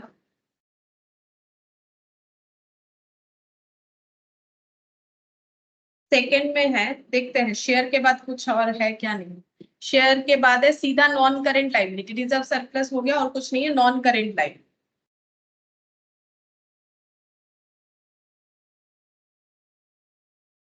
नॉन करेंट लायबिलिटी में है long term provision,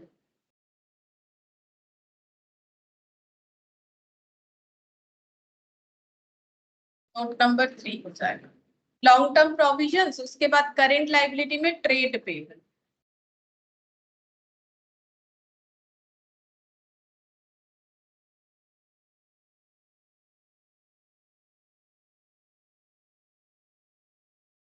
trade payable, ये हो गया fourth number.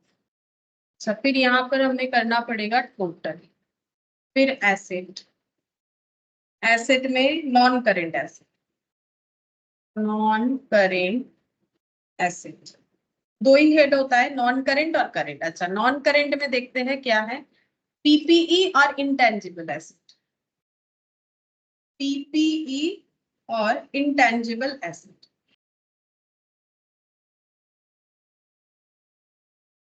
Note number 5, note number 6, PP, और इसके बाद करंट एसेट होना चाहिए, और करंट एसेट में क्या क्या है देखते हैं। करंट एसेट, करंट एसेट में क्या क्या है, inventories, trade receivable, cash and cash equivalent. Inventories,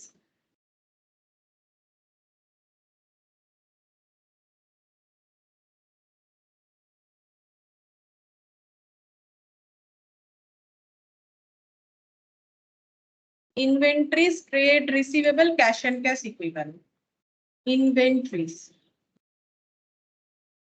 trade receivable,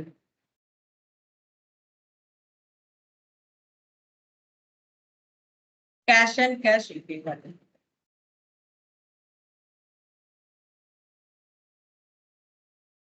note number लिखेंगे यहाँ पर 6 में खत्म हुआ था, 7, 8 और 9 नोट और ये अमाउंट। तो ये टोटल कंप्लीट हो जाएगा। अब हम लोग को सबसे पहले नोट्स बनाना है, notes to account.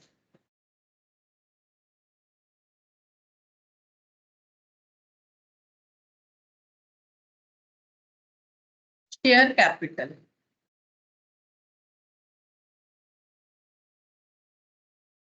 Authorised, issued, subscribed and paid up कितना होगा? तो क्योंकि दोनों कंपनी मिलके, अब देखो जो परचेस कर रहा है वो क्या दे रहा है, 20,000 का। यहाँ पर देखो 20,000 का जो है, 20,000 शेयर्स दे रहा है सुपर फास्ट वाले को, और 10,000 दे रहा है फास्ट एक्सप्रेस को। सुपर फास्ट, ये एक्चुअली ना गलत लिख दिया है नाम, ये देखो यहाँ पर 20,000 for super express limited and 10,000 for fast express limited. ठीक है, यहाँ फास्ट नहीं होगा। तो 20 और 10, 30,000 नंबर ऑफ शेयर्स जो है XY लिमिटेड में आएगा, सॉरी XY बोल रहा है, super express, super fast express limited में आएगा, और वो भी 10 रुपीज वाला शेयर। तो जो नया कंपनी है उसका शेयर कितना होगा, जितना शेयर उसने दो ओल्ड कंपनी वाले को इशू किया है, 20 और 10 यानी 30,000 number of shares into 100 each. ठीक है, तो यहाँ पर लिखेंगे 20,000 प्लस 10,000 यानी 30,000 equity shares at the rate of 100 each. तो ये हो जाएगा 30 लाख। ठीक है, ये हो जाएगा 30 लाख। ये कहां पर लिखेंगे, ये यहाँ पर लिख देंगे 30 लाख नोट्स टू अकाउंट्स। बन गया शेयर्स का। अच्छा, अब रिजर्व सरप्लस पॉइंट नंबर 2 में, notes number 2 reserve surplus. Reserve and surplus. तो रिजर्व सरप्लस में क्या क्या था देखो, पहले यहाँ पर देखते हैं, दोनों मर्ज हो जाएगा। देखो रिजर्व सरप्लस में था इंश्योरेंस रिजर्व, सिर्फ सुपर एक्सप्रेस का था इंश्योरेंस रिजर्व, इंश्योरेंस रिजर्व सिर्फ सुपर का था, एस लिख दिया मैंने, ठीक है, इसीलिए 1 लाख। इसके बाद कौन सा रिजर्व है, employ profit sharing reserve 60,000, employ profit sharing reserve, employ profit sharing reserve, employ profit sharing reserve fast का 60,000।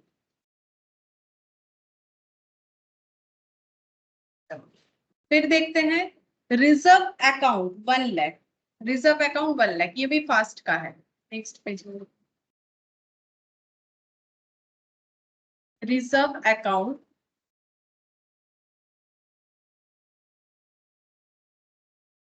फास्ट का है 1 लाख। अच्छा, और क्या है, सरप्लस 1 लाख, सरप्लस 1 लाख। तो टोटल कितना हो जाएगा, 1 और 1 2 लाख, 2 लाख, और यहाँ पर 3,60,000। ठीक है, ये हो गया 3,60,000। टोटल हो जाएगा 3,60,000। लिख देते हैं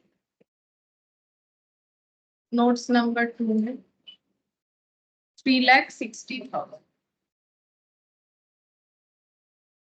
तो फिर long term provisions, note number 3,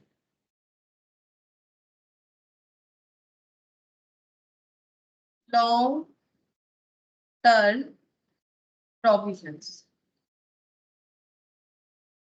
long term provisions में देखते हैं क्या क्या है। प्रोविडेंट फंड है 1 लाख का, बस यही है और कुछ नहीं है, और वो भी एस का है, provident fund.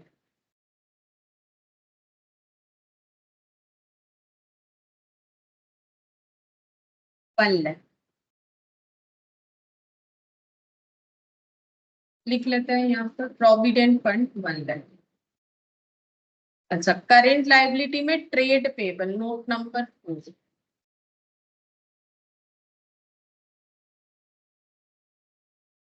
Trade payable, trade payable देखते हैं कितना कितना है। मेन बैलेंस शीट में 60,000 और 40,000, 60,000 है एस का और 40,000 है 60,000 सुपर का है और 40,000 फास्ट का है, और दोनों का मिला के हो जाएगा 1 लाख। सुपर फास्ट एक्सप्रेस का 1 lakh.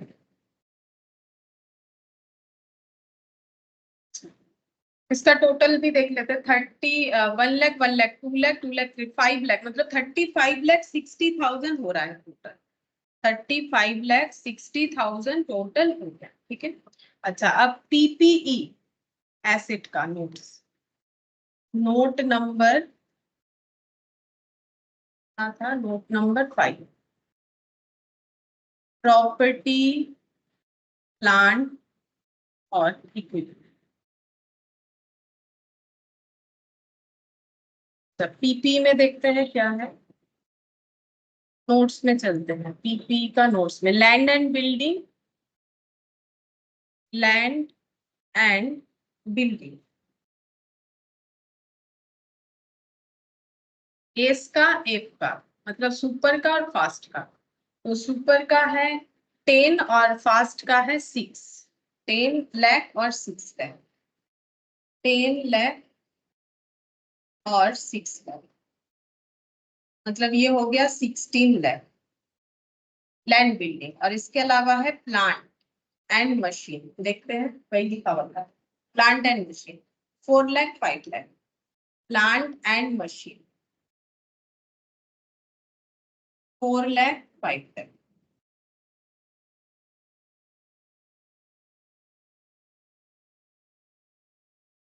9 lakh 25 lakh, 25 lakh property plant and equipment 25 lakh. Intangible asset note number 6, एक बार देख लेते हैं 6, हाँ नोट नंबर 6 इंटेंजिबल एसेट।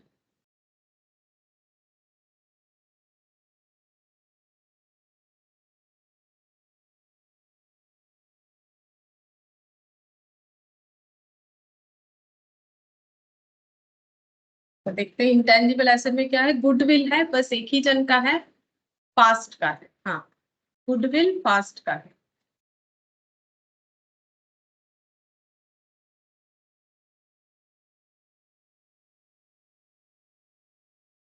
जितना है उतना ही लिख देंगे, चेंजेस तो कुछ है नहीं। 1 लाख,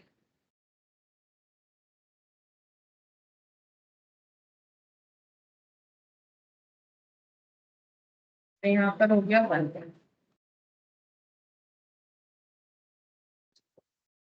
फिर इन्वेंट्रीज नोट नंबर 7,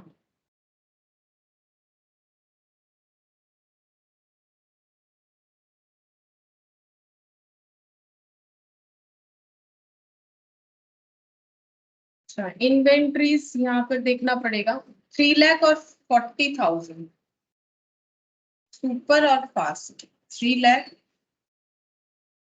और 40,000, 3 lakh 40,000, 3 lakh 40,000 trade receivable,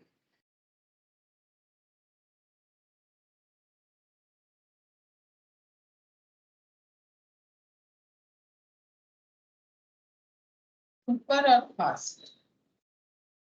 trade receivable 2 lakh 40 और 40,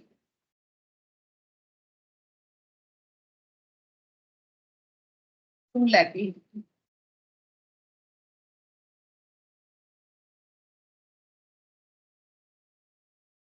और कैश एंड कैश इक्विवेलेंट,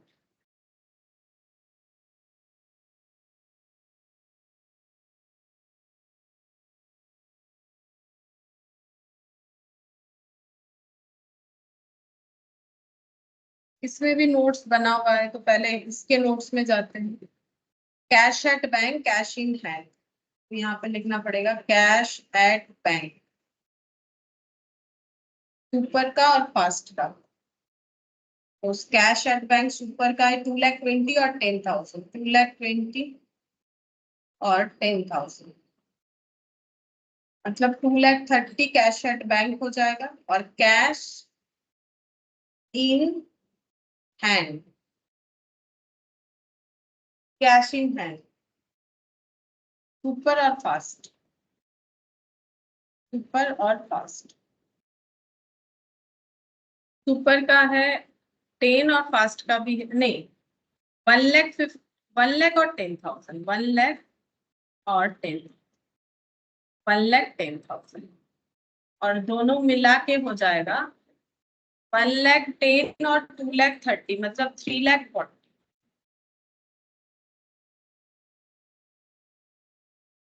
तो ये यहाँ पर लिखेंगे 3,40,000। अब टोटल करके देखते हैं 3,40,000, 3,40,000, 3,40,000 का डबल 680 प्लस 280, 960 प्लस 25 लाख और 1 लाख, मतलब 26 लाख, 35,60,000। बस इसमें तो कुछ था ही नहीं, तुम लोग को बस इसको अरेंज करके अच्छे से लिखना था, बस प्रेजेंटेशन अच्छा करना है। लेकिन ये जो हम कहीं पर भी अगर शॉर्टकट यूज करते हैं ना, वो तुम लोग को लेकिन नहीं करना है, ठीक है। अगर कहीं भी लिखते लिखते जैसे शॉर्टकट यूज कर लिया मैंने, लाइक ये देखो जैसे ट्रेड पेबल, या तो पूरा ही लिखा है, चलो TR लिख दिया, वो सब नहीं करना है, ठीक है। तुम लोग को पूरा पूरा ही लिखना होता है। अगर हाँ बाई चांस बहुत ही कम टाइम बचा है, लिखना चाहते हो तो कर सकते हो, वो जैसा नंबर मिलेगा मिलेगा, लेकिन पूरा लिखना जरूरी होता है, ठीक है। प्रेजेंटेशन भी अच्छा होना चाहिए। अच्छा, ये भी कंप्लीट हो गया। अच्छा, अब 12 वाला देखते हैं। देखो 12 वाले क्वेश्चन में क्या बोला है। देखो 12 वाले क्वेश्चन में बोला है कि the following were the balance sheet of P limited and V limited as at 31 March, equity liability दोनों का जो है बैलेंस शीट दिया है, share capital, reserve surplus, long term borrowing, trade payable, short term provisions, PPE, inventories, trade receivable, cash and cash equivalent. फिर यहाँ पर notes दे दिया है, securities premium, foreign project reserve, general reserve, profit and loss account, debenture, land and building, plant machinery, furniture and fixture. All the bills receivable held by V Limited where P Limited's acceptance, मतलब इनका जो भी bills receivable है, ठीक है, BR है, BR account है ना। ये देखो ट्रेड रिसीवेबल के अंदर जितने भी BR है, यहाँ डिटेल्स तो दिया नहीं है, देखते हैं कहीं बोला होगा। अच्छा, अमाउंट यहाँ दिया है, ये देखो यहाँ दिया है बाइफर्केशन, कहीं तो देना चाहिए ना, नहीं तो कैसे पता चलेगा। बोला है कि जितना भी पी लिमिटेड का, देखो पी लिमिटेड का BP कितना है 120, और इसका देखो कुछ नहीं दिख रहा है, और यहाँ पर 463 का ट्रेड क्रेडिटर और 1080 का हो गया ट्रेड क्रेडिटर पी लिमिटेड का। अच्छा, ट्रेड रिसीवेबल में ये देखो डेटर और ये देखो BR, ठीक है। अब क्वेश्चन में क्या बोला है, मतलब V लिमिटेड का 80 लाख का बिल्स रिसीवेबल है, P लिमिटेड का 120 लाख का बिल्स पेबल है। अब यहाँ पर बोला है all the bills receivable held by V limited, मतलब पूरा का पूरा 80 लाख का जो बिल्स रिसीवेबल है वेयर P लिमिटेड एक्सेप्टेंस, मतलब ये पूरा बिल्स रिसीवेबल किस पे ड्रॉ हुआ है, ये पूरा का पूरा बिल्स रिसीवेबल V लिमिटेड ने P लिमिटेड पे ड्रॉ किया है, ये हमें आ रहा है क्वेश्चन में, ठीक है। फिर बोल रहा है कि on 1 April 2001 P limited took over V limited in an amalgamation in the nature of merger. Merger का मतलब है सभी asset liabilities including reserve take over होगा, बुक वैल्यू में होगा, 90% शेयर होल्डर जो है ट्रांसफर होने चाहिए, इक्विटी शेयर होल्डर को इक्विटी शेयर ही मिलना चाहिए, ओल्ड बिजनेस कंटिन्यूएशन होना चाहिए। It was agreed that in discharge of consideration for the business P limited would allot 3 fully paid equity share of 10 each at par for every 2 shares held in B limited. तो यहाँ पर हमें बता दिया है कि किसको कितना देना है। तो बोल रहा है कि पीसी कैसे डिसाइड हुआ है, बोल रहा है पीसी का डिसाइडेशन कुछ ऐसा है कि पी लिमिटेड जो बोल रहा है would allot 3 fully paid equity share of 10 each, 3 share दे देगा एट द रेट ऑफ 10 वाला। अगर किसी के पास भी लिमिटेड के किसी भी इक्विटी शेयर होल्डर के पास कम से कम 2 शेयर्स है तो इसको 3 शेयर दे दिया जाएगा, वो भी 10 रुपए वाला। It was also agreed that 12% debenture in B limited would be converted into 13% debenture in B limited. तो डिवेंचर होल्डर को कन्वर्ट कर दिया जाएगा 12% वाले को 13% में, and the same of the same amount, मतलब सिर्फ रेट ऑफ इंटरेस्ट चेंज होगा, वैल्यू उतने का उतना ही रहेगा, एंड डिनोमिनेशंस, ठीक है। Details of trade receivable, trade payable, वो तो मैंने पढ़ा ही अभी, डिटेल्स ऑफ ट्रेड रिसीवेबल और ट्रेड पेबल कितना दिख रहा है। अच्छा, अब यहाँ पर देखते हैं करने क्या बोला है। अच्छा, expense of amalgamation amounting to 1 lakh were borne by P limited. P limited को एमलगमेशन का एक्सपेंस जो है पे कर रहा है, ठीक है। तो ये नॉर्मली हम लोग क्या करते हैं इस केस में, ये तो देखो पी लिमिटेड का खर्चा नहीं है, ये एक्चुअली भी लिमिटेड का ही है, लेकिन अगर पी लिमिटेड पे करता है तो उसे हम लोग कैसे ट्रीट करते हैं, अगर खर्चा पे करता है तो उसे हमें गुडविल ट्रीट करना पड़ता है, ठीक है। अगर तुम लोग को याद है तो ऐसा क्वेश्चन हम लोगों ने किया भी था। You are required to pass journal entries in the books of P limited and prepare P limited's balance sheet immediately after the merger, ठीक है। पूरा क्वेश्चन तो कंप्लीट नहीं होगा, एटलीस्ट हम लोग परचेज कंसिडरेशन तो कैलकुलेट कर ही सकते हैं, ताकि तुम लोग बाकी चीज जो है कर पाओ खुद से। तो पहले हम लोग कैलकुलेशन ऑफ पीसी करते हैं, अब देखते हैं जितना टाइम बचेगा उसके हिसाब से करें। Question number 12, working note number 1, calculation of PC. What to pay? To whom? किसको पे कर रहे हैं? To what? क्या पे कर रहे हैं? Calculation और रुपीस, ठीक है। तो पे क्या किया जा रहा है, देखो इक्विटी शेयर होल्डर को इक्विटी शेयर पे किया जा रहा है, यहाँ पर मिला है इक्विटी शेयर होल्डर को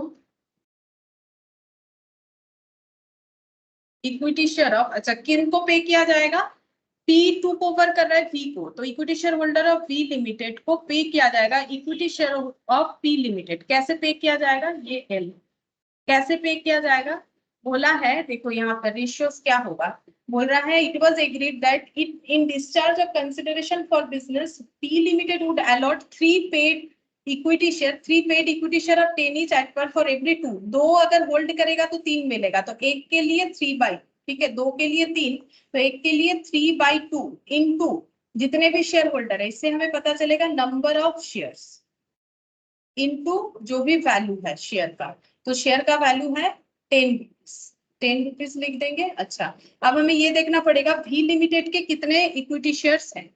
भी लिमिटेड का इक्विटी शेयर यहाँ पर चेक करते हैं, ये है 6,000 लाख, ठीक है। 6,000 डिवाइडेड बाय यहाँ पर कितने का शेयर है, कुछ नहीं बोला है, कितना माने 10 ही मानेंगे, ठीक है। तो ये हो गया 600 लाख, ठीक है, 600 लाख, तो यहाँ पर लिखेंगे 600 लाख पे इशू करना पड़ेगा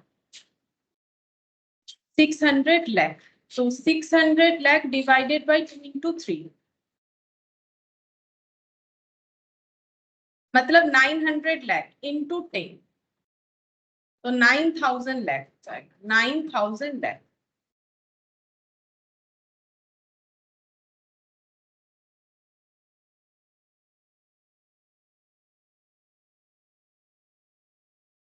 ठीक है, ये हो जाएगा हम लोग का 9,000 लाख परचेस कंसिडरेशन, ठीक है। अच्छा, अब ये क्या डिवेंचर को भी लिखना पड़ता है, नहीं, वो तो सिर्फ बोला है कि डिवेंचर को कैसे रिलीज किया जाएगा उसका अलग से बता दिया है, ठीक है। बाकी हमें और कुछ नहीं करना है, परचेस कंसिडरेशन तो कैलकुलेट हो गया, और किसी तरीके का वर्किंग नोट का जरूरत नहीं होगा। अब हम लोग को बोला है journal entries in the books of P limited, ठीक है। तो इन the books of P limited,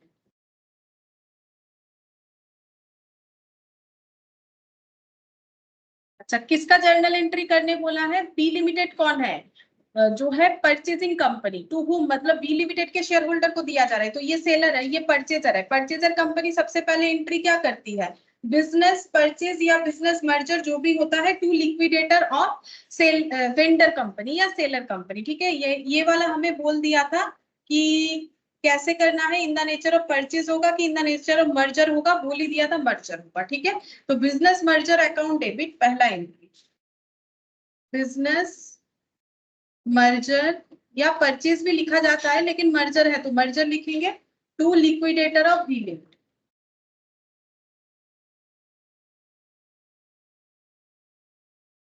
9,000 lakh, ये सभी एंट्री हम लोग इन लैख में,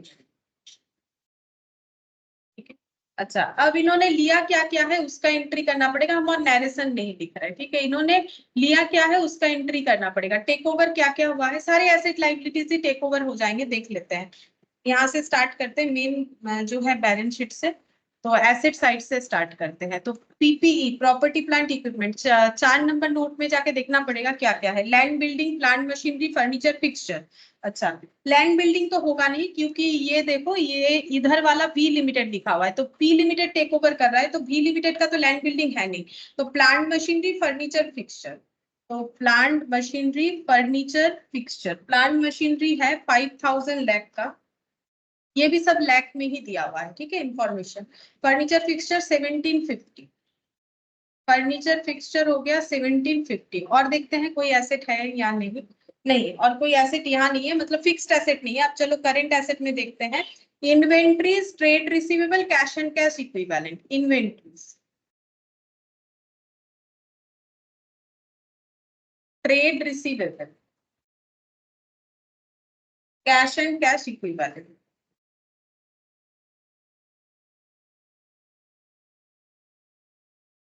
अच्छा, इन्वेंट्रीज कितना है, इन्वेंट्रीज 4041, और ट्रेड रिसीवेबल 1100, 4041।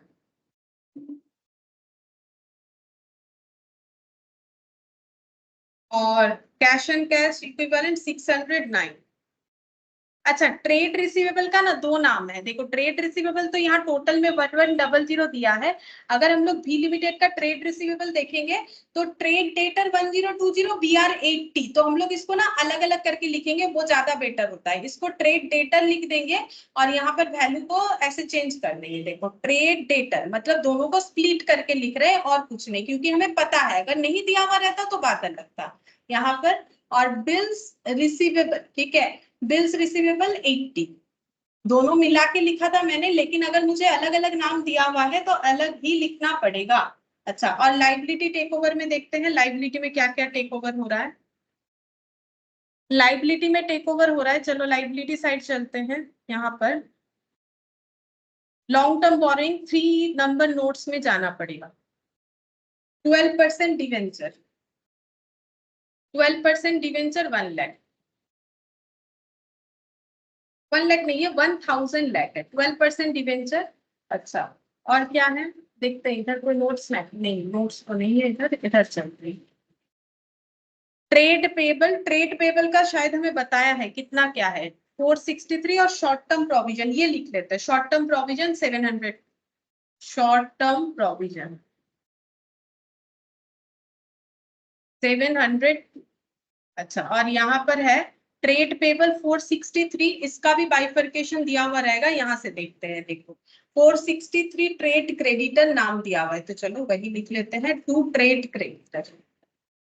ट्रेड पेबल के अंडर है ट्रेड क्रेडिटर 463, ठीक है।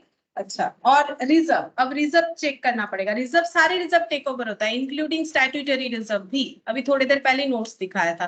तो पॉइंट नंबर 2 में चलते हैं। देखो रिजर्व में यहाँ पर वी लिमिटेड का देखना पड़ेगा, foreign project reserve, general reserve, PL. Foreign project reserve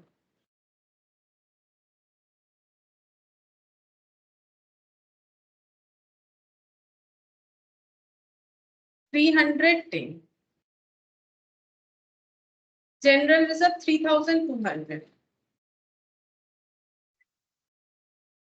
अच्छा, और लिखना पड़ेगा पीएल 825। और लिखना पड़ेगा to business purchase, to business merger लिख देते हैं, मर्जर लिखा है मैंने 9000 लैख, ठीक है। अब चेक करना पड़ेगा लॉस हुआ कि प्रॉफिट हुआ, ये सौदा करके थे, ठीक है। तो 5000 in plus 17504041 plus 1020 plus 609 plus 80, ठीक है। तो ये हो गया 12,500 का एसेट। अब लाइबिलिटी को चेक करते हैं, लाइबिलिटीज में 1000 plus 702 plus 463 plus 310 plus 3200 plus 825। बस ये तो परचेज का मर्जर का अमाउंट है, छोड़ो। तो ये हो गया 6500 का लाइबिलिटी, ठीक है। तो नेट एसेट कितना होगा, -12,500। तो नेट एसेट हो रहा है 6000 का। नेट एसेट इतना एसेट मिल रहा है, बदले में हम लोग कितना दे रहे हैं, 9000 दे रहे हैं। तो हम लोग का कितने का लॉस है, 3000 का लॉस है, ठीक है। ये लॉस को जनरल रिजर्व डेबिट बोल के दिखाना चाहिए, रिजर्व सरप्लस लिखना चाहिए। अगर रिजर्व सर देखो पिछले वाले क्वेश्चन में ना सिर्फ रिजर्व सरप्लस था, रिजर्व सरप्लस के अंदर कुछ नहीं था। लेकिन अगर जनरल रिजर्व रहता है तो हमें जनरल रिजर्व से एडजस्ट करना पड़ता है। तो 3000 का हम लोग जनरल रिजर्व से एडजस्ट करेंगे। तो 3000 मेरा डेबिट होगा, तो हम यहाँ पर डेबिट नहीं लिख के ये जो जनरल रिजर्व 3200 का है ना, इसी में इसको एडजस्ट करेंगे ऐसे करके, 3200 डिवाइडेड बाय 3000। तो यहाँ पर हो जाएगा 200। मतलब हम ये कहना चाह रहे हैं, क्या हम लोग एक ही जगह पे ऐसा एंट्री लिख सकते हैं, जनरल रिजर्व डेबिट भी जनरल रिजर्व क्रेडिट भी, वो तो देखने में अच्छा नहीं लगेगा। इसीलिए क्या करना है, नेट करके जितना भी होगा वो दिखा देना है। पिछले बार मैंने रिजर्व सरप्लस में दिखाया था, इसीलिए क्योंकि रिजर्व सरप्लस सिर्फ रिजर्व सरप्लस था, उसके अंदर कुछ भी रिजर्व नहीं दिया हुआ था। लेकिन अगर हमें रिजर्व सरप्लस के अंदर नाम दिया हुआ है तो वो जनरल रिजर्व से एडजस्ट होता है। ये देखो ये चीज भी मेरा लिखवाया हुआ है, कहाँ से एडजस्ट होना पड़ता है, ये देखो कहाँ से एडजस्ट होगा, ये भी लिख पाया होगा। ये देखो रिजर्व से होगा, ठीक है। रिजर्व में हम लोग का फ्री रिजर्व से होगा पहले। अगर free reserve purchasing company, free reserve of vendor company, या फिर बैलेंसिंग कैपिटल रिजर्व, मतलब जब परचेसिंग कंपनी का फ्री रिजर्व है तो वहां पर होगा, जैसे इस केस में हुआ। अगर परचेसिंग का नहीं है तो क्योंकि वो वेंडर कंपनी को परचेज करी, उनका फ्री रिजर्व है तो वहां से हो जाएगा। अदरवाइज कैपिटल रिजर्व से होता है, ठीक है। तो यहाँ पर हमारे पास फ्री रिजर्व था परचेसिंग कंपनी का, तो हम लोगों ने दिखा दिया, हो गया ये सारी चीज का टेक ओवर। अब हमें क्या करना है, तो इक्विटी शेयर कैपिटल जो है, इक्विटी शेयर होल्डर को ये 9000 लाख का इक्विटी शेयर दे देना है। तो एंट्री क्या हो जाएगा, एंट्री हो जाएगा liquidator of V limited to equity share capital 9000 lakh है, ठीक है। अच्छा, अब क्योंकि इन्होंने उनका लिक्विडेशन का खर्चा दिया है 1 लाख का, ये देखो यहाँ पर दिया हुआ था ना, तो वो गुडविल बोल के एंट्री आता है, ये देखो 1 लाख का, तो एंट्री हो जाएगा। खुद का एक्सपेंस होता तो एक्सपेंस लिख देता, देखो वो चीज भी मेरा लिखवाया हुआ है, ठीक है। ये देखो अगर एक्सपेंस पे करता है तो वो गुडविल डेबिट होता है, दिखाते हैं। तो इधर नहीं, नेक्स्ट वाले पेज में होगा, लेकिन लिखा हुआ है, ठीक है। लास्ट दिन भी हम लोगों ने ऐसे एक क्वेश्चन में दिखाया भी था मैंने, goodwill account debit 1 lakh to bank. खुद का खर्चा होता तो एक्सपेंस लिख दिया जाता, क्योंकि दूसरे का खर्चा पे कर रहे हैं इसीलिए इस तरीके से लिखना पड़ेगा। Goodwill account debit to bank हो जाएगा। अच्छा, अब नेक्स्ट देखते हैं, डिवेंचर का जो है कैंसिलेशन हो रहा है, तो 12% डिवेंचर इसको कन्वर्ट कर दिया जा रहा है। 12% डिवेंचर अकाउंट डेबिट, इसको 13% डिवेंचर में कन्वर्ट कर दिया जा रहा है, यहाँ पर बोला गया है। तो 12% डिवेंचर कितने का था, जो कि 13% सेम अमाउंट में हो जाएगा, 1000 लाख बोला है, सेम अमाउंट में ही रहेगा, सिर्फ इंटरेस्ट का चेंजेस हो रहा है। ये देखो यहाँ पर बता दिया है, 12% डिवेंचर जो है वो 13% डिवेंचर में ट्रांसफर होगा, हो गया। अच्छा, और यहाँ पर क्योंकि बिजनेस टेक ओवर हो रहा है, तो जैसे कॉन्ट्रा एंट्री कैंसिलेशन होता है वो भी होगा। जैसे यहाँ पर बोल दिया था ना कि बी लिमिटेड का जितना बिल्स रिसीवेबल है वो सारे के सारे पी लिमिटेड का है, तो इन दोनों में जैसे लोन वाला था तो कॉन्ट्रा एंट्री कैंसिल होगा। तो एंट्री क्या हो जाएगा, BP account debit to BR, ठीक है, BP account debit to BR हो जाएगा, BP account debit to BR हो जाएगा 80 लाख का, ठीक है। अच्छा, बीपी टू बीआर क्यों हुआ वो भी बता देते हैं, देखो ऑलरेडी बताया हुआ है, फिर भी हम एक बार बता देते हैं। ये हम लोग इन the books of P limited का एंट्री कर रहे हैं।